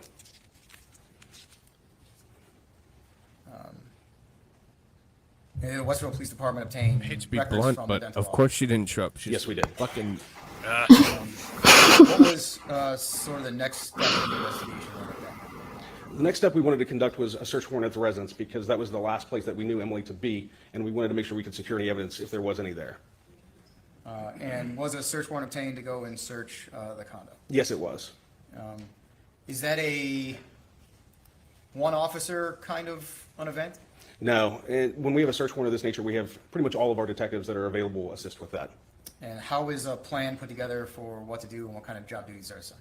Before we go out on the search warrant, we'll sit down, all the detectives that are going to go out, and we will assign different tasks, whether it be taking photos, laying out room letters, or whether it's actually the search that they're involved in, so they know what their duties are before they go out.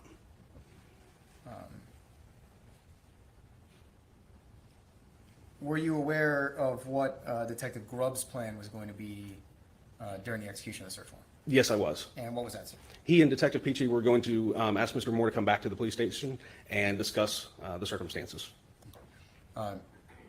Were other officers then going to remain on scene and conduct the actual search of the condo? Yes, there were. Okay.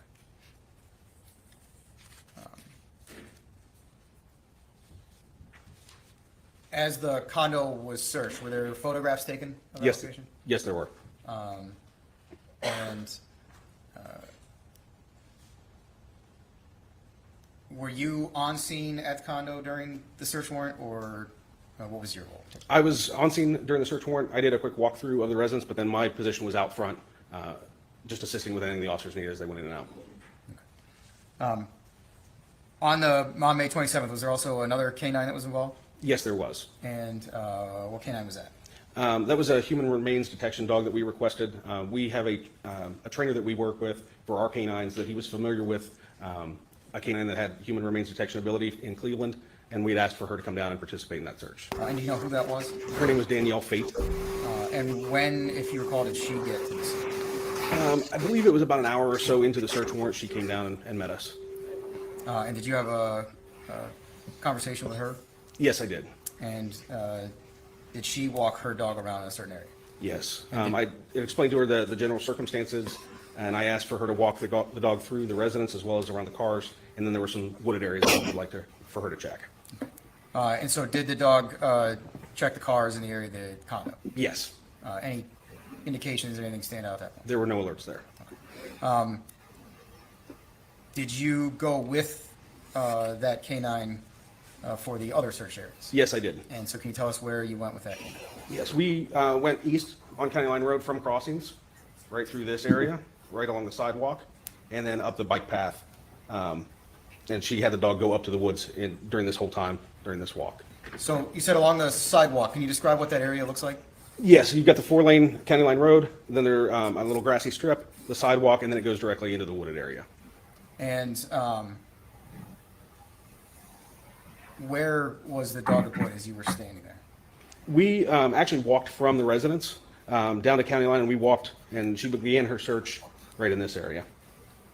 At any time as you walked with that dog, did the dog go into the woods? No, the dog went up to the woods, but did not walk into the woods. So along, would it be fair to describe that as along the tree line, Yes, in between the sidewalk and the tree line, but not actually into any of the woods? that is correct. And any alerts or anything during that process? No, there were no alerts there.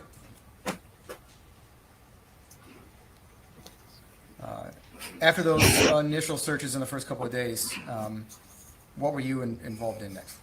Next, we contacted a group called Texas Equa Search. They are an organization based out of Texas, but they have chapters throughout the United States that have volunteers that are willing to come together to help search in missing person cases. And who makes a decision to involve that type of organization? I did. And what is the purpose of getting something like that in place? Well, it allows them to conduct the searches for us.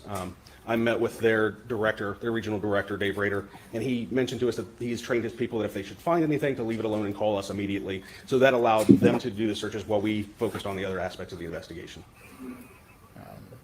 Did you meet with the chapter president? Yes, I did. What kind of information did you communicate to him at that time? We just give him a basic understanding that we had a 52-year-old female that had walked away, presumably from her residence, and that's all the information we had at that point. Were there, did you talk to them about what areas to be searched? No, I really didn't need to. Dave was able to look at maps of the area based on his training and experience of searches that he has done in the past, and found areas that he wanted to have his team search just based on his knowledge in the past. And at that time, were you under the misconception that somebody had been into all of the wooded areas that were nearest the condo? Yes, I was. And was that true? No, it was not. So where did Texas EquiSearch focus their efforts initially? So they started a broader area. They worked out toward Alum Creek Park, Hoover Reservoir, even up Route 3. If they saw any areas that were like you could pull off your vehicle, they would look in all those different areas as well. And did those searches continue then at the end of May? Yes, they did. Were those just manual searches or were there other things involved? There were other things involved. Texas EquiSearch not only brought 25 to 30 volunteers with them, they also brought drones to look through the area and also sonar boats to be able to check any bodies of water in the area. Was the Texas EquiSearch, is that a one-time thing or were they involved on multiple days? No, we had multiple searches that they were involved in. Were you aware of another search they conducted on June 7th? Yes, I was. And can you tell us a little bit about what you remember about that search? I know that they conducted another one. That one, I believe, was primarily at the Alum Creek boat ramp area on Africa Road. They did countless searches for us all over the area, but unfortunately, we're not able to find anything. How would you describe this area of Westerville and the community in general? Is there all residential, or are there a lot of wooded and water areas in that? I'll permit him to answer the question. Go ahead. So this area of Westerville is fairly grown up with residences. However, just to our north is Genoa Township that has a lot of wooded area, and there are a lot of ponds in the area. Even in Westerville, there are a lot of ponds that people don't realize near Bob Evans, near Chase Bank, all over the place. So there are a lot of places where people were living. Absolutely. And they didn't even get Was there close. another canine that was brought in during the investigation? Yes, there was. On, I believe it was June 5th, I had spoken to Dave Rader, and he expressed interest in bringing a second bloodhound into the search that he had had good success with in the past, and she drove in from Alabama to help us with the search on June 7th. And so Just so we're clear, we're talking again about a bloodhound, not a human remains detection dog. Correct. And where did, were you present when that canine was deployed? Yes, I was. And where was that? We started right at the residence at 46 Abbey Cross. And where did you go that time with the canine? This was basically the same path of the other one. And again, I can't remember which one went between the buildings and which ones went around, but generally started here, came up through, and ended at this driveway again. And anything located as a result of that search? No, there's nothing located. In addition to these searches, are you involved in other parts of the investigation? Yes, I am. Did you have contact with other law enforcement agencies? Yes, I did. And why'd you do that? I was contacted by the chief from Shawnee Hills Police Department, who runs a search party in Delaware County. He expressed interest in bringing a sonar boat down to, again, to check some of these water areas that, or the ponds or lakes that we have, to make sure nothing was located there. And did that But occur they as don't well? do any of this stuff for children, right? And anything come of any of those searches? No, unfortunately, nothing was located. Nah, because they just don't want to be found. Did you have contact with other law enforcement agencies about any unidentified remains, things of that nature? Yes, we did. Can you tell us about that? Yes, Detective Grubbs had informed me that they had gone to Buckville, Ohio earlier in the day, so I started making some phone calls to the Athens County Sheriff's Office to see if any bodies were located down there. They said they had not, but other, I believe it was Perry County, did have an unidentified female that they knew about, so I made a phone call to them. However, that body had been found on April 27th, so it was unrelated to ours. And I basically called every sheriff's office between Columbus and that area. And again, nothing came of any of that? Nothing did. At some point during the investigation, was there a neighborhood canvass conducted? Yes, there was. And did you participate in that yourself? Yes, I did. And what is that process of? So what we did in that instance, Detective Grubbs and I went out to the Abbey Cross neighborhood, just knocked on all the doors in the area. We wanted to talk and ask if they knew anything about Emily, knew anything about Matt, and what they could share with us that might be able to help with our investigation. Yeah, they probably should have brought in the bloodhound. Was there at some point in the investigation a press conference about Emily Noble being missing? Yes, there was. And can you tell us what kind of information was released and what that looked like? Of course, in these instances, we just release basic information. We'll release a picture and the general circumstances that she went missing, the date and time that she left, to solicit any information that we can from the community if they had seen her. And do you provide a way for the community to contact you about such a thing? Yes, we do. I believe in this instance we gave Detective Grubbs' phone number, but we also have a tip line in Westerville that they can either email or they can call into that phone number to provide anonymous information if they'd like. And can you describe for the jury the volume of tips and things that would come into the tip line? More than I've ever seen in my career. We had tips coming in all the time. So many From tips. people that thought they saw her in different states, people that saw her in Everywhere. They thought Tips saw her in the city of everywhere. Columbus, to psychics and mediums that wanted to give their input onto what had happened. That's exactly Did you it. my participate friend. in some follow-up on those tips and things that would come in? I They're participated in the fact almost that I forwarded all of them to Detective Grubbs, and our wood direction was chipper that we were oil, going to follow up so on every you single can't one. be doing that. Any of those tips turn up any leads or anything else? No, they did not. Was it just a tip? The investigation continue into September of 2020? Yes, it did. And what do you remember about September 2020? I remember during the day on September 16th, we received another tip that someone had located what they believed was a grave marker in the wooded area to just the west of the bike path. And Detective Grubbs, Detective Peachy, and I went out to check on that. And where did you go into the woods that You time? checked on their So tip. we entered the woods from the bike path area here, and approximately 100 yards in, we were able to find a small ceramic angel that was just sitting out in the open in the woods. Did you notice anything around that area? No, we didn't. We looked at the ground to see if it had looked like it was disturbed, but couldn't see anything that looked suspicious to us or out of the ordinary. Can you describe for the jury what the woods look like as you enter them Kinda from the weird. bike path? So as you enter the woods from the bike path, they're actually surprisingly open when you get into the trees. You can see pretty far. And as you continue west, this area and through here is fairly open. And then as you get into about this area here, it almost hit like you hit a bunch of bushes and brush that you can't get through. So we checked that entire area east of that kind of barrier that was there. And So they couldn't for the get record, the you circled the area on tip the eastern through edge the of the bushes? woods. Is that That what is I'm hearing? correct. And so between the eastern edge of those woods and the location where Emily's body's found is that large area of overgrowth that you were discussing. That is correct.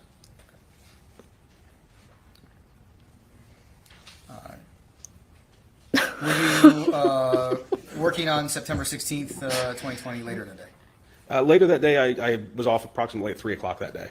They came all Did you over receive the a place. call later that evening? Yes, I did. I received a phone call No, from from Lieutenant all Dickerson, over the place. who was one of our patrol lieutenants, Oh. saying that they had found a body in the woods, the same wooded area that we've been circled here. My mistake. That was insensitive. What, then, was on it my the behalf. eastern edge of the woods off the bike path where you've been in before? No, it was not. Now, It- where was the body found? Approximately in this area here. On the other side of the overgrowth that you didn't go through when you entered from the east? Just make sure. Just go ahead and ask your question. It was on the west side. It was, if you were coming in from the east, you would not have been able to get to it. You would have to go around and come in from the south. When you responded to the, I guess I haven't asked this yet. Did you respond to this? Yes, I did. And how did you go into the area where the remains were found? So I came in, actually tried to make entry into the woods several places through here, and had to ask one of the patrol officers how they actually got in to get down there because it was so overgrown. Any kind of easy path or anything like that leading off the side No, down that area? there was not a path going through there at all. It was heavily overgrown. You had to move branches out of the way and kind of duck through. And then it dropped off pretty quickly, going downhill fairly steeply as well. And where's that downhill grade? Just as soon as you get into the tree line. Yeah, light rain. Who was at the scene when you responded? We had several patrol officers there. Lieutenant Dickerson was there. Officer Pickert was there, as well as Officer Quinlan and Officer Hollyfield. Those two are no longer employed with us, though. When you have a scene like that, what happens next? In a scene like this, when I got there, I saw obviously a badly decomposed body. I made the decision at that point, we were going to obviously rope it off as a crime scene. We were keeping all the officers at a good distance away and keeping any of the public out at that point. Then I made the decision that we were going to call the Bureau of Criminal Investigation in to process that scene for us. Is there something that's done to prevent people from coming and going from the location? Yes, there is. We'll put crime scene tape up to have an actual physical barrier so people can't cross. And then is there any record kept of who's coming and going from that location? Yes, there is. We'll have an officer that's assigned to keep a crime scene log, and they will note whoever is coming in and also the time they come in and the time they leave. You indicated that BCI was going to be contacted. Can you explain to the jury what BCI is? So BCI is the state investigations, basically. They have a crime scene unit that all they do every day is process crime scenes. So they are experts at it. And so how do you get in touch with BCI if you're asking for them to be dispatched? Hey, Bradley. We'll contact their And dispatch no. center and notify them of what we have, what the request is, and then they will dispatch their investigators. Generally speaking, what will BCI's role then be at the scene? So BCI will usually photograph the scene. They will collect any physical evidence that is there, and they will provide that evidence to us before they leave the scene. Anybody else that you contact when you come across a dead body? Yes, in this instance, we contacted the Delaware County Coroner's Office. And what's the purpose of contacting the Delaware County Coroner's Office? The Delaware County Coroner's Office is going to be responsible for determining the cause and manner of death. And how do you contact the Coroner's Office? So we contact the Delaware County Sheriff's Office, who will then contact the on-call investigator for the Coroner's Office. And did an investigator with the Coroner's Office come out to the scene that evening? Yes, he did. And what was that individual's name? His name is Charles Carlson. Were you still on scene when the coroner investigator showed up? Yes, I was. And were you still on scene when BCI showed up? Yes, I was. And do you recall who from BCI was dispatched? I believe Chad Holcomb was there, and another agent. Her name was Asia. I do not recall her last name. At some point then, did you leave the scene? Yes, I did. Was that crime scene maintained after you left? Yes, it was. And were you able to see that on the crime scene log? Yes, that would all be noted on there. What was the reason why the crime scene was maintained overnight? So BCI was able to do a lot of their investigation that night that they needed to, but we wanted to have the benefit of daylight the next day for them to see everything around there to make sure nothing was missed.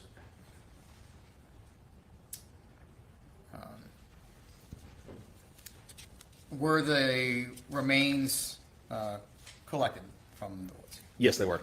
And what happens to them next? Light rain. So in this specific situation with Delaware County doesn't do their own autopsies, so the remains were sent to the Montgomery County Coroner's Office out in Dayton for the autopsy to be completed there. Based on your training experience, if there is a body that needs an autopsy in Delaware County, is that generally where they go? Yes. And I guess I should ask you for the record, is the location where these remains were found in Delaware County, the state of Ohio? Yes, it is. Westerville spans, the city of Westerville, is that all contained in Delaware County? No, it's not. We split between Franklin and Delaware County. Were you familiar with the remains going to the Montgomery County Coroner's Office for an autopsy? Yes, I was. And were you aware of where the remains went after that? Yes, I was. And where's that? Due to the severe decomposition of the body, Montgomery County Coroner's Office asked that the body be sent to Ohio State University so the anthropologist there could assist with the autopsy. And were you aware that the remains were in fact transferred to Ohio State? Yes, I was. Were you aware of a report being authored by the anthropologist at Ohio State? Yes, I was. Bacon's not Do you cheap, recall Dazzard. when that report came out? I don't remember the exact date. I know it took a very, very long time. I believe it was January of 21 before we got that report.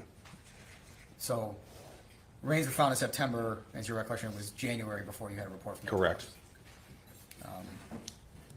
That is a long time. After that report came back, what were the next steps? Once that report came back, it involved a lot of archaeological terms, so we wanted to sit down with the author of it and also consult with the prosecutor's office and another expert to be able to interpret that information that was presented to us. And was another expert asked to take a look at everything? Yes, he was. And who was that? Dr. William Smock. And did the Westerville Police Department provide to Dr. Smock any of the items that he requested to be able to review the investigation and the evidence? Yes, we did. Anything that he asked for was authorized to be given to him. And did Dr. Smock author a report in this case? Yes, he did. And do you recall when it was that you received Dr. Smock's report? That would have been, we were into probably May at that point by the time we got his report back. May of 2021? Yes, sir. I have one more.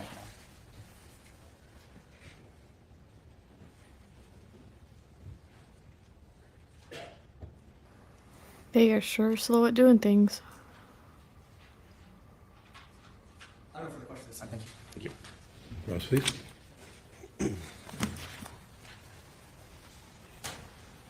One moment, Your Honor. Just have a lot of things. Do you want this up? Yeah, I'll take one.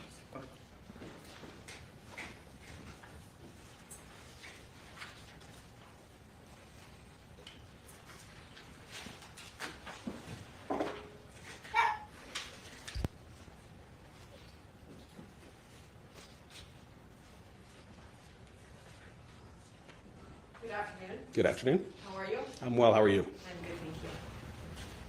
Good to see you. I've got some questions, I'm sure you can imagine. I might just be using it back and forth. Can we, thank you, appreciate that.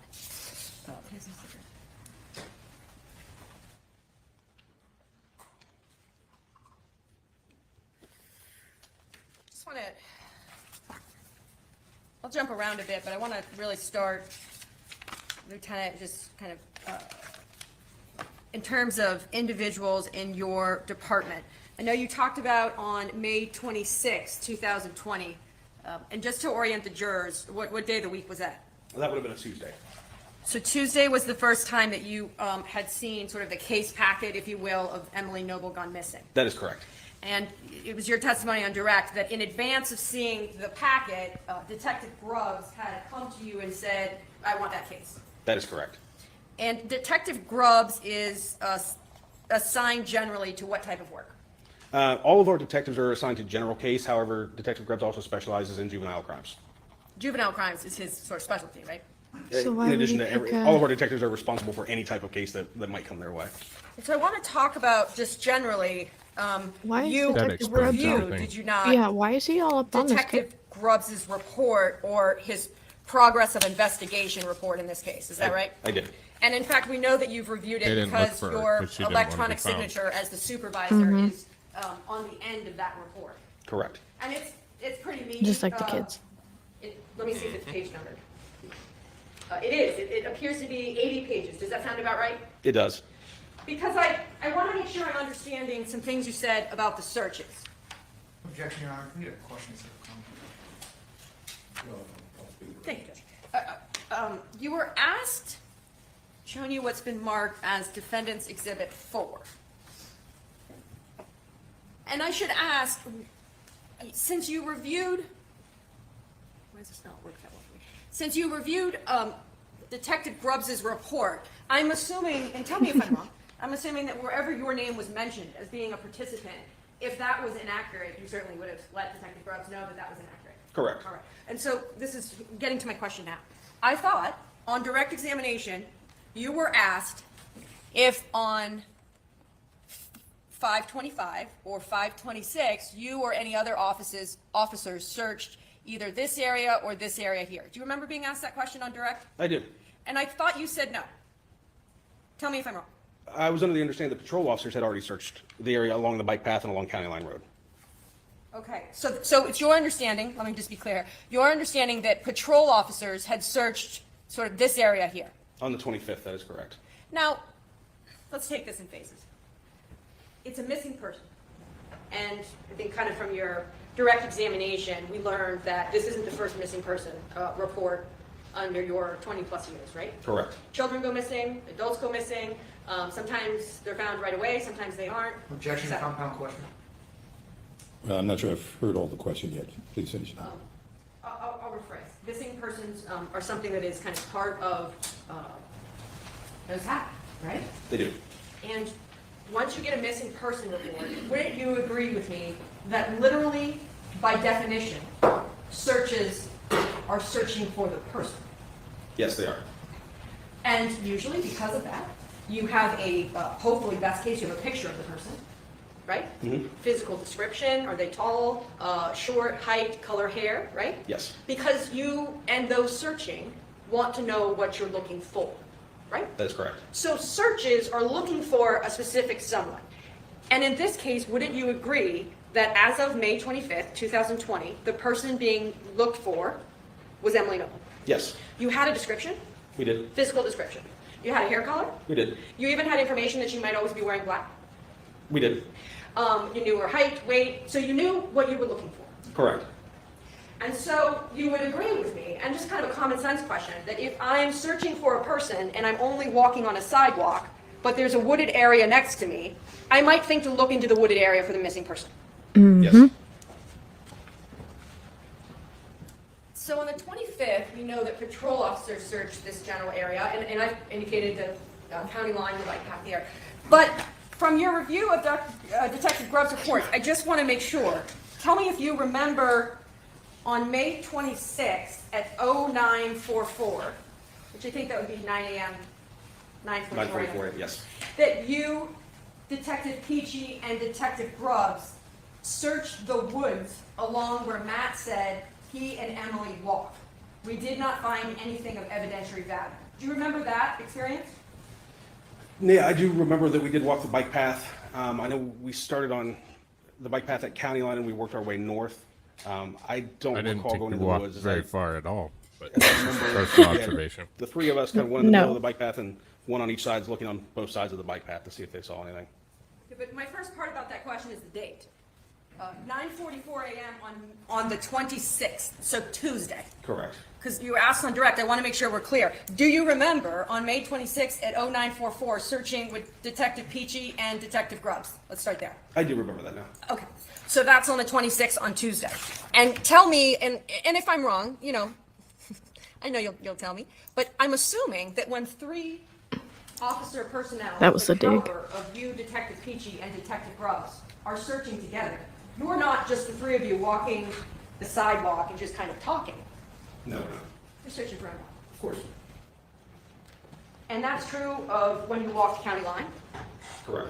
right? When you walk County Line, and you remember that electrical box right there? Mhm. You walked that exact area. Yes. And I'm assuming you were not looking straight, that you were, even if you're on the sidewalk, you were looking into the woods. We were. So that's on the 26th. Now, I want to But talk why to you didn't about, you go into the woods? That is the question. and you had information, did you not, that Emily liked to forage and walk in that general area. Yes, we did. So I want to just go through the searches, if we can. And I've got some maps marking this as defendant's exhibit. I believe we're on E, Your Honor.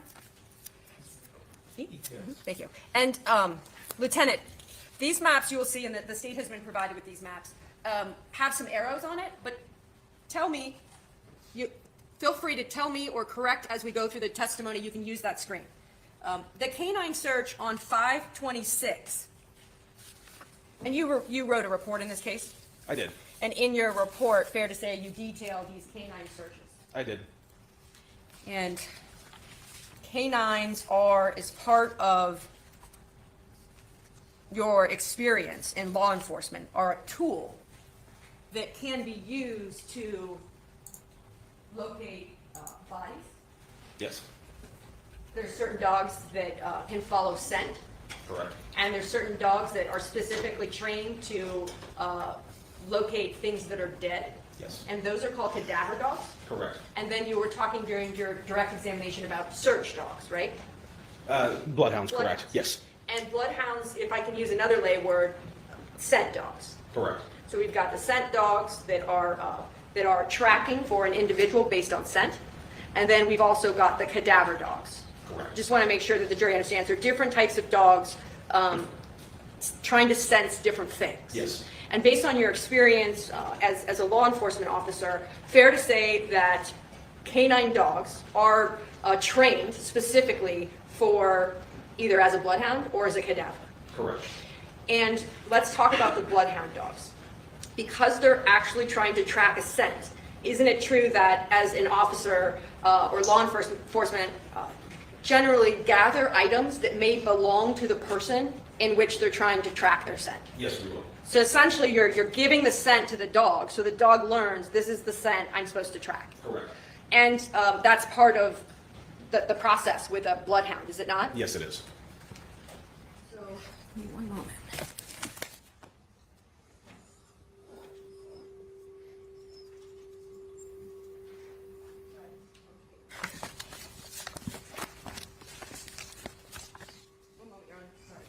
Yes, perfect, thank you.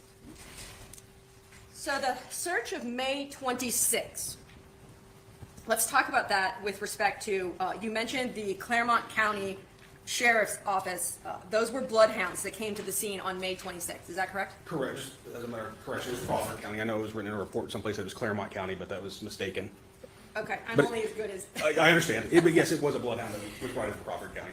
So it's a bloodhound. And the bloodhound comes to the scene at 11:24. Does that sound right? Yes, it does. And you, that 11, you're there, Peachy's there, Detective Grubbs is there, right? Correct. And the dog, as part of the protocol, is given the sense, if you will, that they are asked to track. Yes, they are. And you've used bloodhounds before, certainly during the course of your work as a law enforcement person. Yes, I have. Sometimes, fair to say, bloodhounds can actually track a scent, and sometimes they can't. Correct. So in this case, I want to start initially with the dog begins at 46 Abbey Cross. That is correct. And based on, and you included in detail where the dog went in your report, but does this look, based on your recollection now, the dog traveled in this direction on Abbey Cross? Between the two bloodhounds, I can't remember which one went all the way to the end of Abbey Cross and which one came up in between the two condos there. Steve, who's Steve, Alex? So, and that actually takes me to the next one, because there was actually two bloodhounds. There were. And each of them is given the scent that they are being asked to track, That is right? correct. And tell the jurors how the dog handler actually, does the dog handler lead the dogs, or do the dogs lead the dog handler? The dogs lead the dog handler. They're in charge. Yes, they are. So you're not sure if one dog goes this direction or through here, but would you agree with me that they both end up in this back area here? Yes, they did. And then Do they not? They end right here where this dot is. They did. And that dot right there, Lieutenant, this is actually a house, is it not? It is. And I know that you were Steve there took with my the baby dogs, and but ran fair to off, say and he that doesn't want to be this found, is, so you can walk. The state of this Ohio area looked right for here, him, you know? and Yes, he's sir. in the state of Ohio, This is so kind of some totally road fine. grass in this field right here. Yes. But as we know, And he as you pop was out pregnant here, with my let me child. clear it so jurors can see it. This is actually a driveway, is it not? I've It never is. seen that child. Going. Bastard. No, he's around. He works really hard during the Going summer. straight to He's unable State to Street. Yes, it is. take much in. And the but dogs he'll be stop back right here at the winter. driveway. Correct. I want to. Those are the bloodhounds. I'm going to go. Seeking with the bloodhounds. And we can talk about them being different. That's weird, Light Rain. Want to stick to the same type of dog. It might be easier. There was a additional search. I'm sorry. Defendants marking what's defendants exhibit F, Your Honor. Again, these maps were provided to the state. F, and let me move this out. Why does this not get a little close?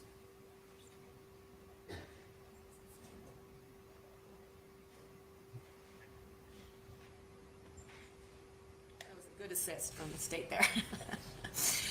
There was on June 7th,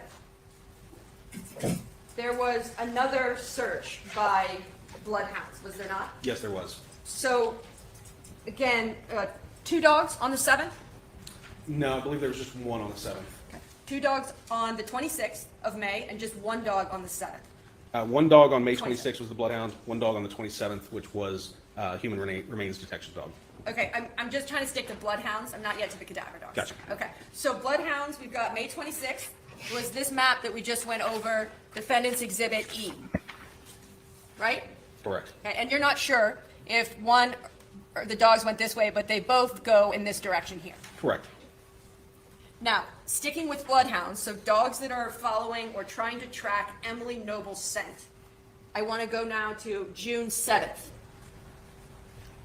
According to your testimony, now it's just 1 bloodhound, right? Correct. And this bloodhound is asked to do the same thing as track Emily Noble's scent.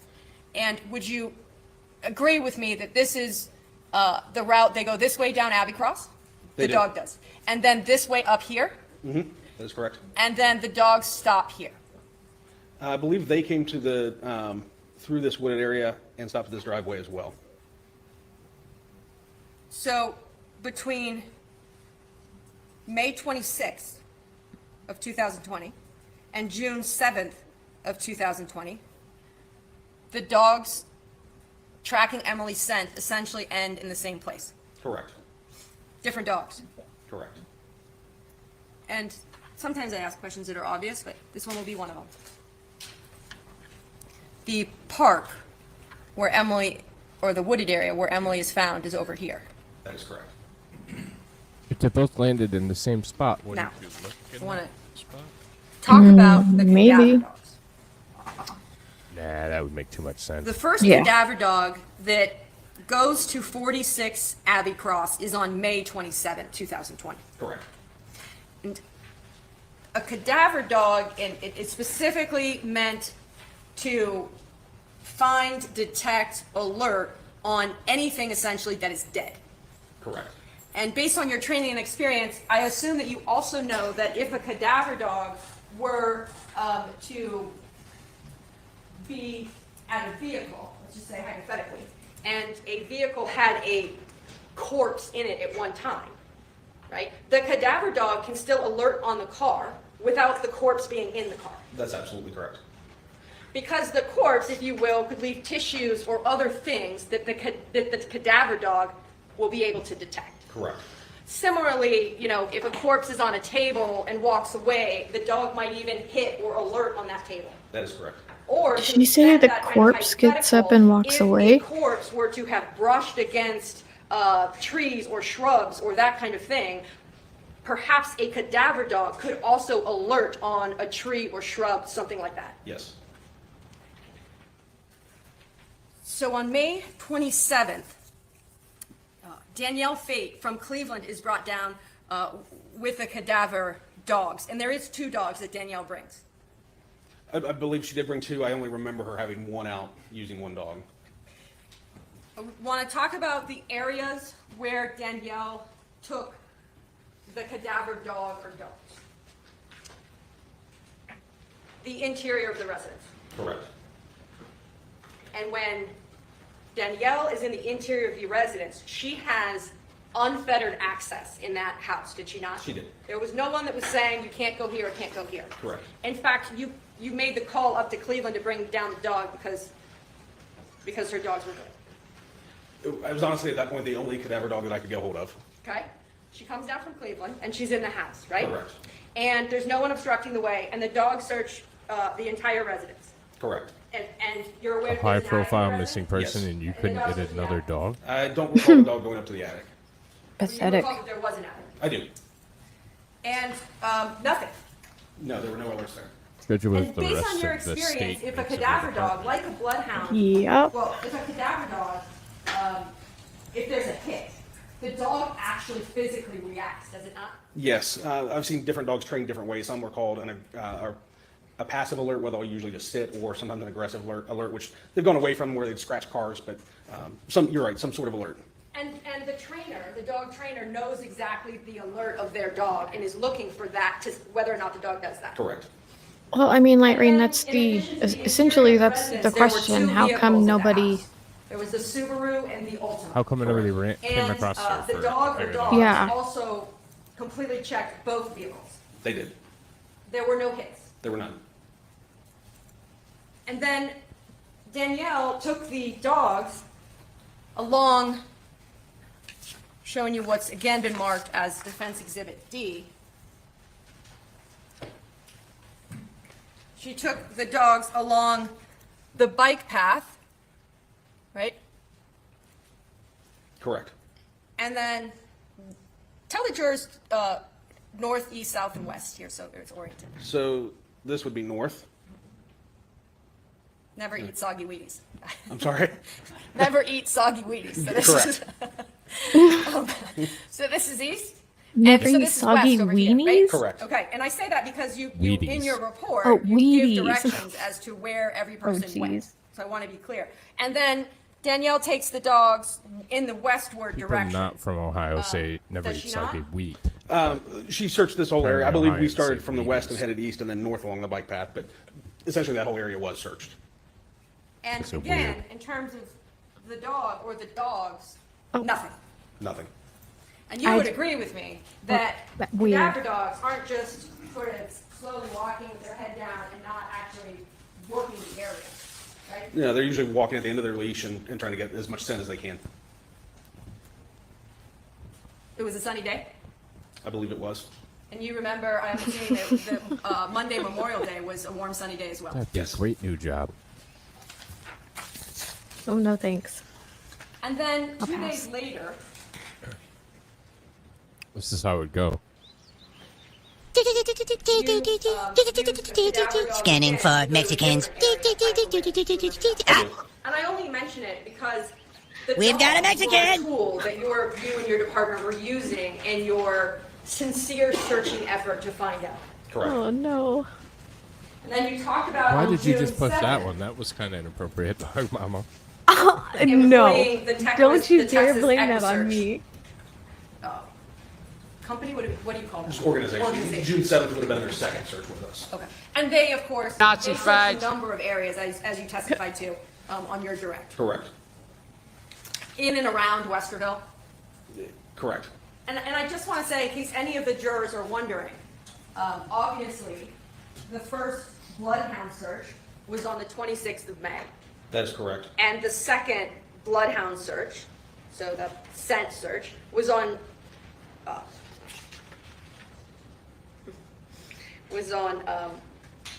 the 7th. Is that right? That is correct. At no point in time did any of the dog handlers, let me withdraw, ask a better question. As we know from the maps that I showed you, that it's not as if you have to be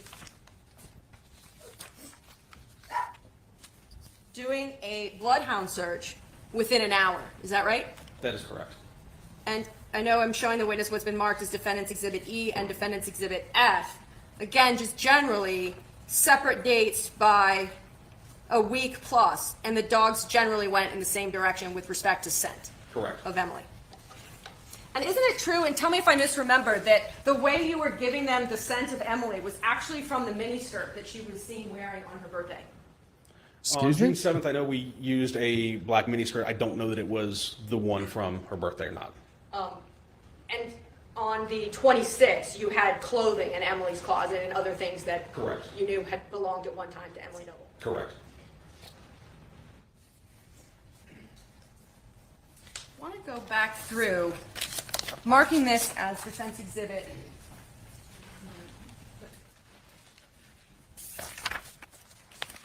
One second. G. Were you, tell me, were you the one, or were you aware of all sort of press releases or news releases that were made? I was aware of the press releases and news releases, yes. Showing you what's been marked as Defendant's Exhibit G. Lieutenant, do you recognize this? I do. And this is entitled, is it not, for immediate release? It is. Will you tell the jurors, and I want to make sure I have, tell the jurors what's the purpose of a document like this? This is to notify the media of any significant event we have, obviously in this case a missing person, so they can get that out to as many people as quickly as possible. And the date of that immediate release is what? May 26, 2020. And on the second sentence of the immediate release, it says, does it not, and this is issued by Westerville Police Department? It is. It says Emily Noble, 52, was last seen around 9 a.m. on Monday, May 25th. Correct. And Monday, May 25th, you recall that was Memorial Day. That is correct. The same day at around 5:40-ish that Matt Moore called 911. Correct. Does this look like a fair and accurate copy of that immediate release? Yes, it does.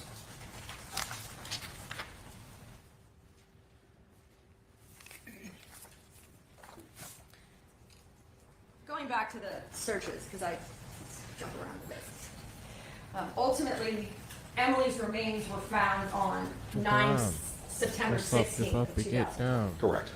You're aware that they were found by non-law enforcement personnel Yes, I am. that were out doing foot searches for Emily. Correct. And they were walking, were they not, along Defendant's Exhibit D?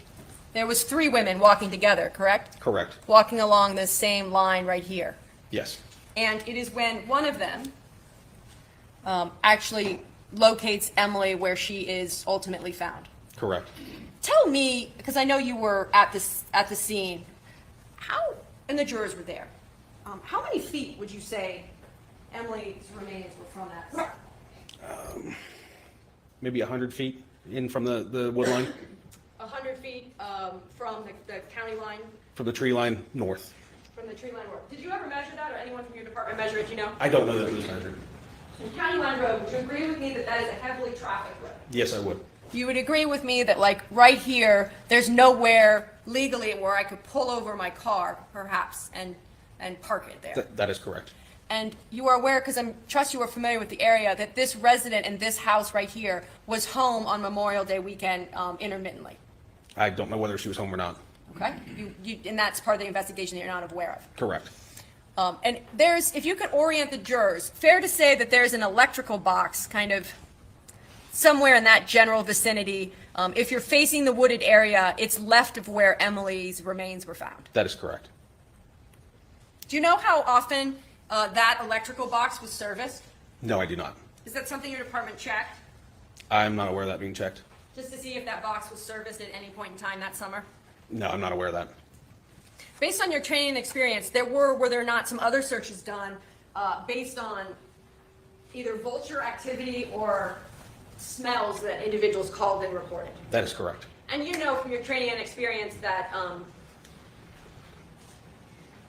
dying, decaying bodies can emanate a smell. Yes, they do.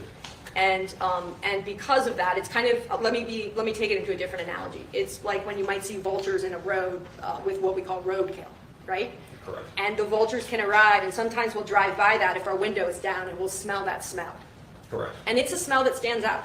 It does. And it was warm, Memorial Day weekend. It's fair to say it was about 80 degrees, if you remember. I don't remember, but that seems normal.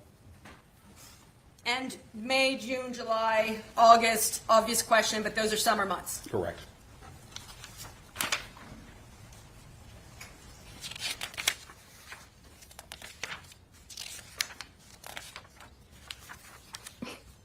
You were part of the neighbors. 33, or but who's the other counting? individuals that live 33 on and a Abbey third. Cross Road. Law enforcement made efforts to interview those individuals. I mean, that's pretty close to the road. Walk down, knock, talk, interviewing individuals to see if they knew or heard of anything. Correct. And you were part of those efforts as well? Yes, That's the reason why they didn't find her. Sooner. Yeah. We talked about expert reports.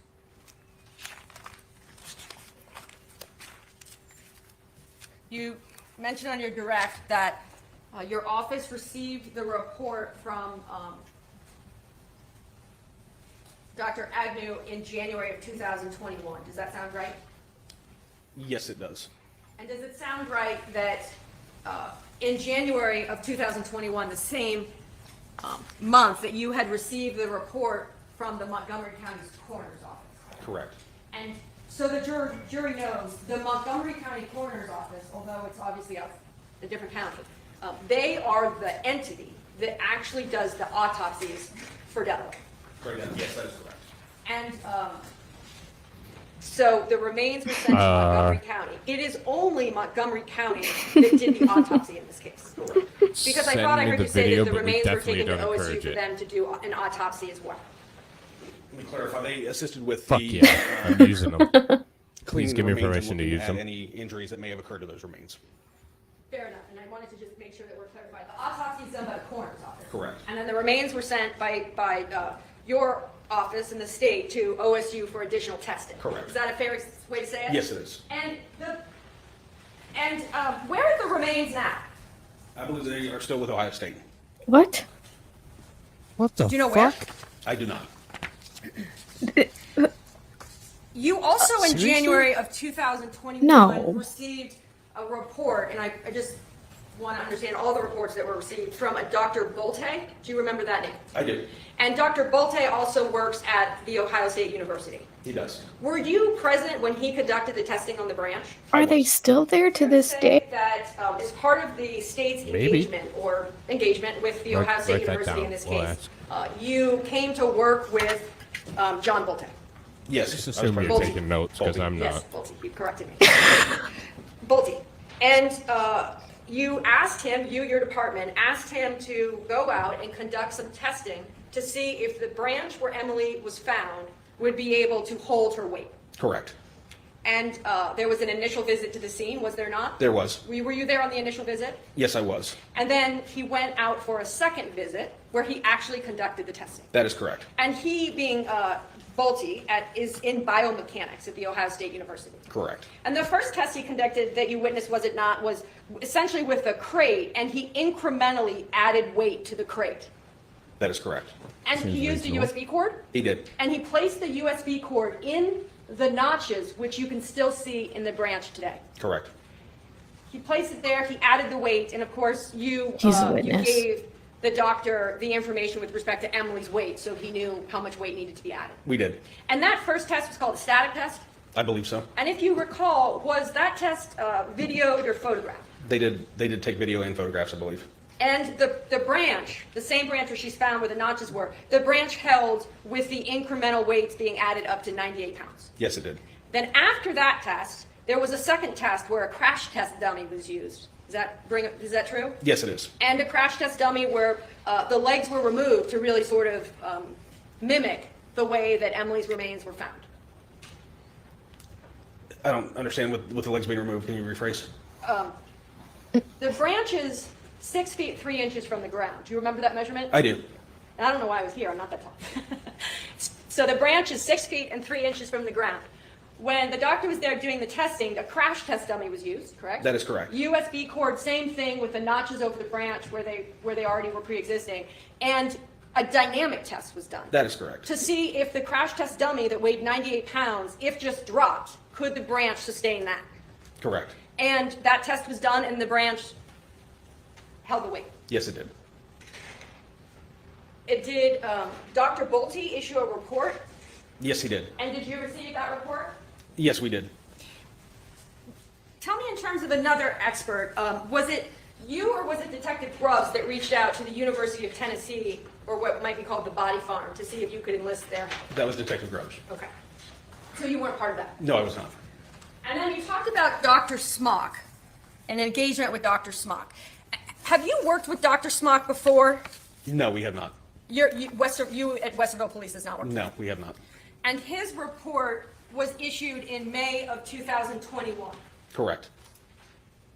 Fair to say that he's the last of the expert reports that were received by Westerville or the state of Ohio in this Yes, case. it was. And up until the issuance of his report, there was no pending indictment against Matt Moore. No, there was not. So Emily's missing on May 25th. She's found in September 16th of 20. Dr. Smock's report is issued in May of 2021.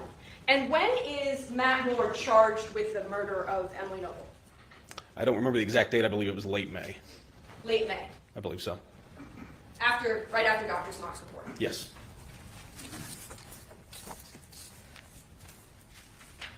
I'm going to go just a few other questions, Your Honor, and then I'll be done. You mentioned about May 24th, and you having information that Emily and Matt went to, is it Butyl, Ohio? Correct. Butyl, Ohio that morning.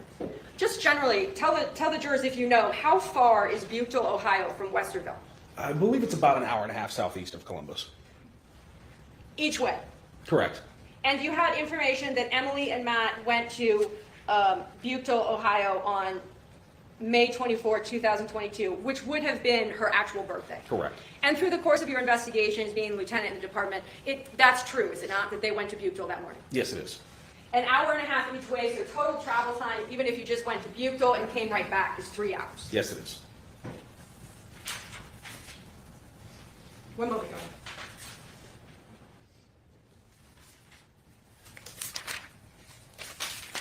Nothing further. Peter?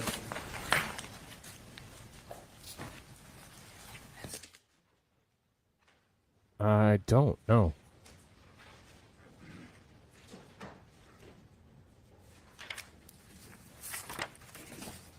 The people that the defense is speaking of, will we speak to those people or listen to them? So I just need to know if I need to direct my question to him or those people directly to me. If you have a question that you would like to ask this officer, feel free to write it down. Okay. And if he can answer the question, he will. If he can't, we'll deal with it down the road. Does that cover that for you? Okay. I thought you wanted a restroom break. Was that a juror? You want a restroom break? All right, guess so. All right. Let's take 10. Okay, so I believe, is he done or? No. He doesn't have much longer. You want to Let's just push through. 28 and it's like 20 minutes or so. Yeah, let's speed it up though. Okay. They talk slow. We'll keep rolling. Eastern Woods and the Western Woods, we understand what we're talking about? I do, yes. So Eastern Woods, the area from the bike path, Western Woods, the area where Emily's remains are found. Okay. Were you, and Detective Grubbs and Detective Peachy, did you go into the western area of those woods in your initial search of the area when you went out there? No, we did not. Were you ever in those western woods prior to Emily's remains being found? No, we were not. When you arrived on scene, when the remains were found, were you able to see those remains from the sidewalk? No, I was not. Can you describe for the jury what steps had to be taken for you to see where the remains were located? Yes. Again, like I said, that area was very overgrown. You had to move branches out of the way and kind of duck under some to get even into the woods. And then there was that downgrade, the dip down into the woods. I'm guessing maybe 30 feet below grade from where County Line Road is to even get to where Emily was located. And even as you walked into the woods, were you immediately able to see where Emily's remains were? No, not at all.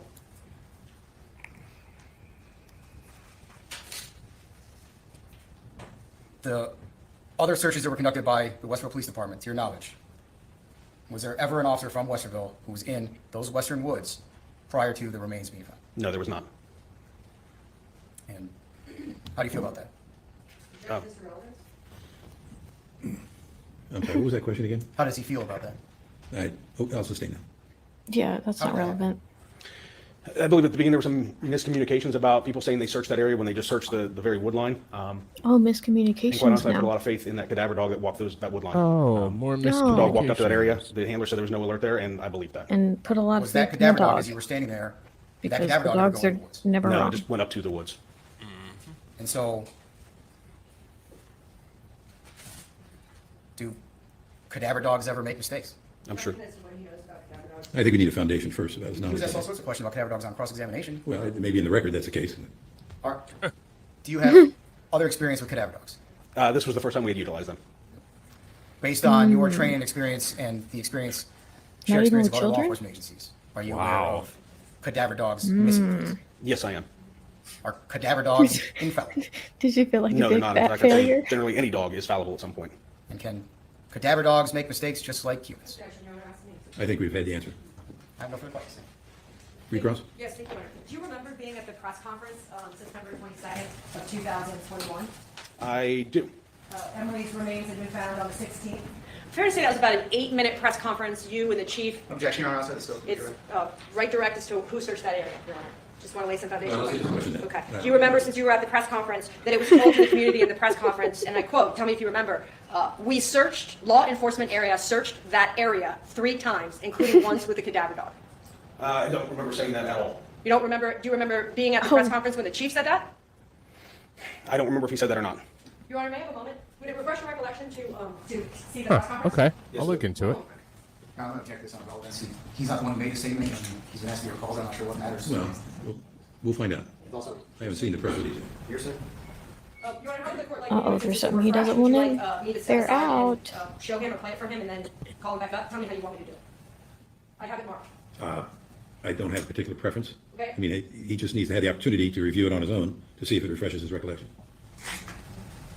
Diane, you want to take it? Yes, I'll take it outside if you want. It's okay, ma'am. So it's just in front of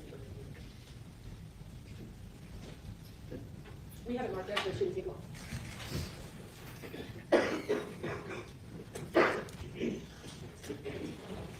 If you have any questions that are already in your mind, feel free to start writing them out.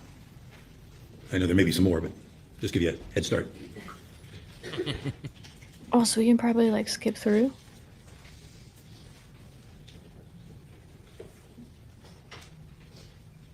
There's only like. Oh. This is where the spike is. The Oh, people okay. watched it spike. So. Oh, it wasn't that. Oh, Fatty's Oh. running back. Hey, what's up, Digger? Hey, Digger. Yes, I did. And that press conference, were you present for that? Yes, I was. And now that you've had a chance, does that refresh your recollection as to what was said about that area being searched 3 times? Yes. including It's going ones too with the fast for cadaver my dog? brain And at what's this that time. said? Yeah, Point in it time. was. Our chief of police said that. Thank you, nothing further. Any questions?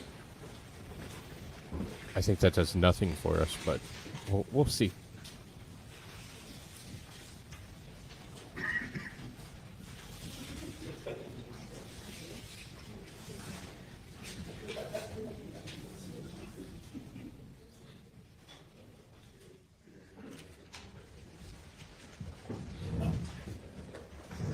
The questions are going to be like, why did y'all suck so bad? Why did y'all do a full investigation? If his wife is about size, he needs a 20-inch dick to make this work. That's a great observation. Luckily, I know a guy. I don't want to know.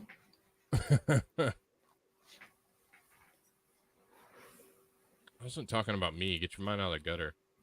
I didn't think it was you.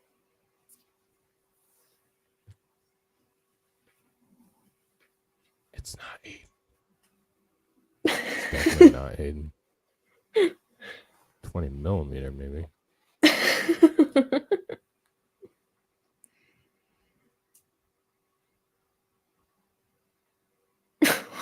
light ring. Oh shit! Oh.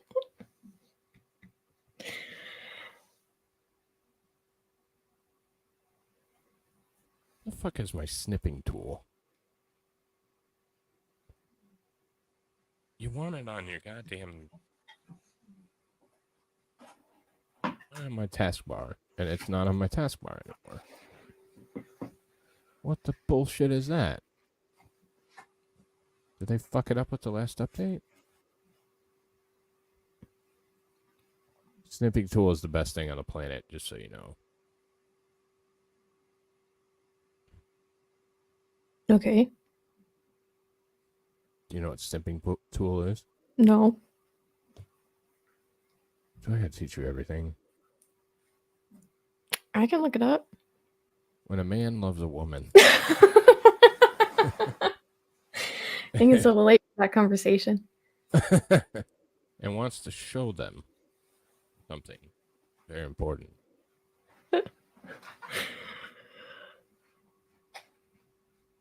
They use snipping tool.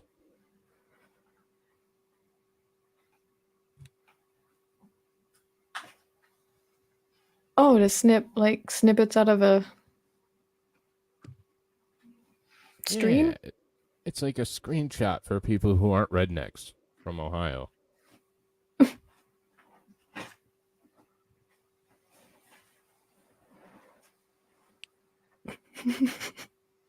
the fuck? I can't save it to my... Oh, this is gay. Oh, there's my desk.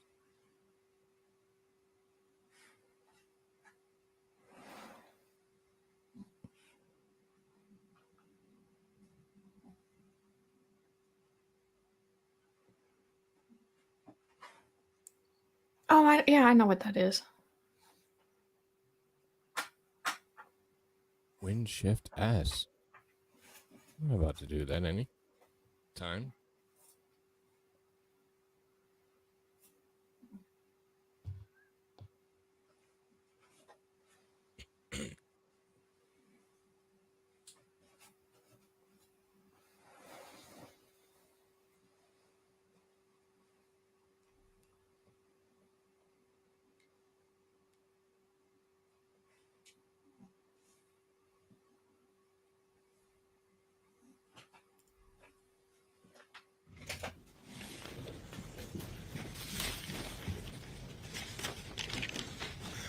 Detective, I have a few questions for you, and they're going to be kind of bouncing around, so I'll just kind of give you that warning up front. I'll just ask them in the order that I have them here. In the search of the home, was the washer and dryer checked, laundry or hamper by the dogs? The area around them was searched, but I don't know that they specifically went into the washer and dryer. Why not? Why not? During your testimony, you indicated the bloodhounds went to a house on the west side of that area there. Did you, or anyone to your knowledge in the investigation, talk to the people at the house on State Street? Yes, we did, and that driveway is actually a shared driveway between two different residences, and I know Detective Grubbs and Detective Peachy did go out and make contact with them. All right, and as a result of the investigation, did you receive any information about whether any of those folks had contact with Emily Noble or Matt Moore at the pertinent times involved in the investigation? No, we did not. All right. And I'm going to ask you a couple questions about dogs. Are you familiar with the capabilities and techniques of the dogs, what they can do, what they can't do? On a very basic knowledge, yes. Well, then I'll ask you if you know the answer to this question. I don't want you to guess or anything. If a person is carried or otherwise not walking, will a bloodhound be able to pick up their scent? Yes, they would still be able to pick up that scent.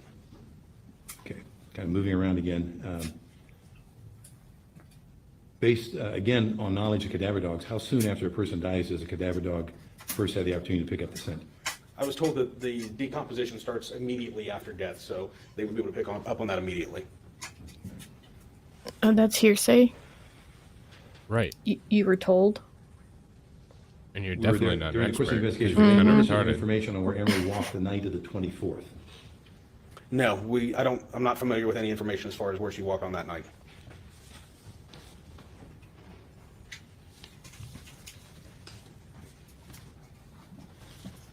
At your initial entry into the scene where Emily was discovered, was there a stool or any items found with the remains?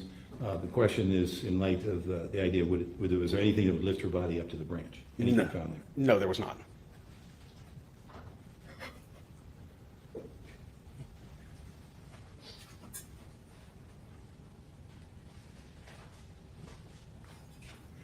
There was testimony that an angel was found in the woods there. Was that tested in any way to see if there was any connection with Matt or Emily?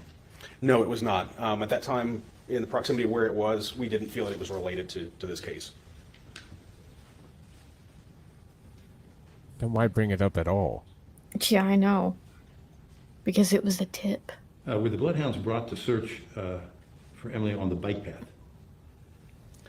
So the bloodhounds were brought to the last known location where we knew Emily was. When you bring a bloodhound in, you can't really just go search certain areas. You have to have a starting point where you know that person was to be able to go from there. But how do you know where she was? Okay, switching gears again. Had a suspect been identified in the report when the report was given or assigned to Detective Grubbs? No, there was no suspect at that point. We didn't even know what we were dealing with at that point. Whether she walked away voluntarily, a kidnapping, a murder, we had no idea at that point. And did Detective Grubbs follow the usual procedures in his approaching you and expressing his interest in handling the case? Yes, he did. That's something that happens quite a bit. Detectives will notice something along their specialty, whether it be an arson or a financial crime. If they see those, they'll come and ask to have those assigned to them. Nah, this that's question is directed us. to you. On September 16, when you entered into the woods to first investigate and you were involved, did you get any cuts or scratches on your hands or arms going through the brush? No, I did not. Did the Westerville Police ever update the missing person report to reflect a sooner quote-unquote last seen date? Yes, we did. That initial press release was the information that we had at the time that was initially reported that she was seen the morning of the 25th. We later learned that that was recanted, and we changed it to the 24th. Okay, I have two questions that are similar in nature. Your testimony is dogs were taken around the woods, but is there a reason that the dogs were not sent or released into the woods themselves, to your knowledge? The dog handler, I was with the dog handlers when they went through, and they just indicated that there wasn't any scent from there. Do I wish we had done it? Absolutely, I do. Strike the last. Was the attic ever searched, the attic Sentence, at the home of whatever. Mr. Moore? I'm tired. Was the attic ever searched by law Move to enforcement? strike? Yes, it was, and nothing was located. Because that was a bullshit answer. Again, taking you to the scene when you first were there, did it look like the brush had been moved or disturbed? Were there footprints where the remains were found? So when you walk through there, it's obviously very secluded and very overgrown. But when you got to where we located Emily's body, it was a little clearing, maybe 3 by 4 feet, something along those lines. But no, we didn't locate any footprints or anything near there. And again, going back to your knowledge of the cadaver dogs, if you know, when a dog is on the scent, so to speak, are you familiar with, and the question is posed in the range of the dog, the capability of how far can the dog sense things to take it in a direction, or what kind of a degree or range does it have in that? Sure. I don't know the answer to that. I've seen the dogs, they'll work back and forth to see if they get a scent, but as far as how far away they can smell, that's outside of my scope, unfortunately. Fair enough. One last question. There was testimony that Emily, or that the branch was 6 foot 3 inches off the ground. Do you know how tall Emily was? I don't know specifically. I know around, I would be guessing. I'm sorry, I do not. That's fine. Understood. Understood. What was that? All right, thank you. Does that raise any don't questions for know. the state? Thank you. Defense. Just one. As a follow-up to the question about releasing the dogs, the dogs lead the handler. Is that right? That is correct. And so the handler, as you observed, fair to say, it lets the dogs lead the way. That's correct. And so if the dogs had gone into the woods, right, or wherever they had gone, the handler follows the dogs. That's correct. Nothing for. Thank you, sir. Thank you. Thank you for your testimony. Nothing further. May I call your next witness? Thank you. All right, ladies and gentlemen, we almost How about- made it through 6.5 hours. Holy That's- crap. That's incredible. It That's is. incredible. When you skip lunch and go at 1.25 speed, shit gets done. So that's gonna be it for me this evening. I got a bunch of shit that I gotta finish up tonight, unfortunately. But yeah, thank you so much for hanging out with us. Thank you Yeah. so much for watching. Be we'll sure keep to like this- that. Hit that like button on the way out.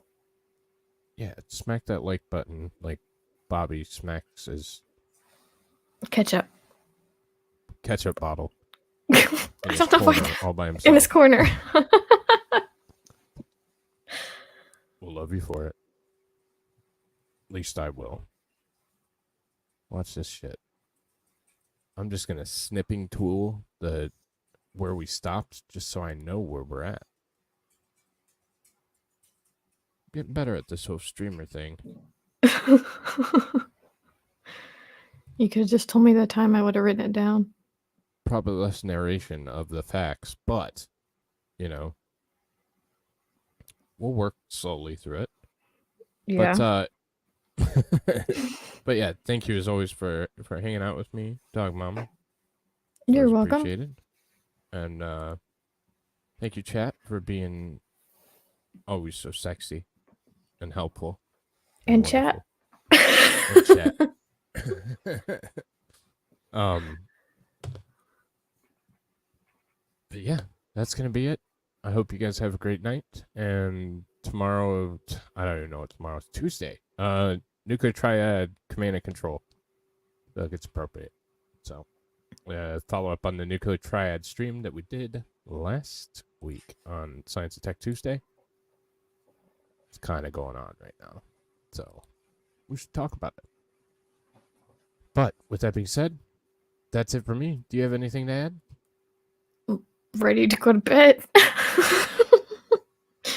We're Check ready out. to go to bed. Yeah. Check out Shinny's stream, Shinny Graham Yell Rock, and she does.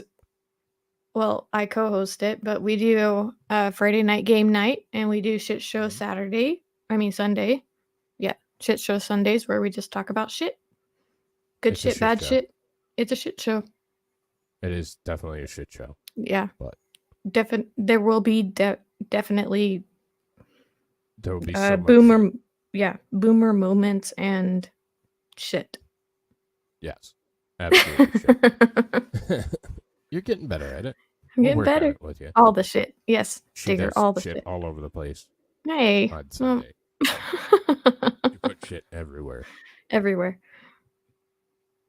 But with that, we are out of here, boys and girls, and Zers and have a good night. Good night.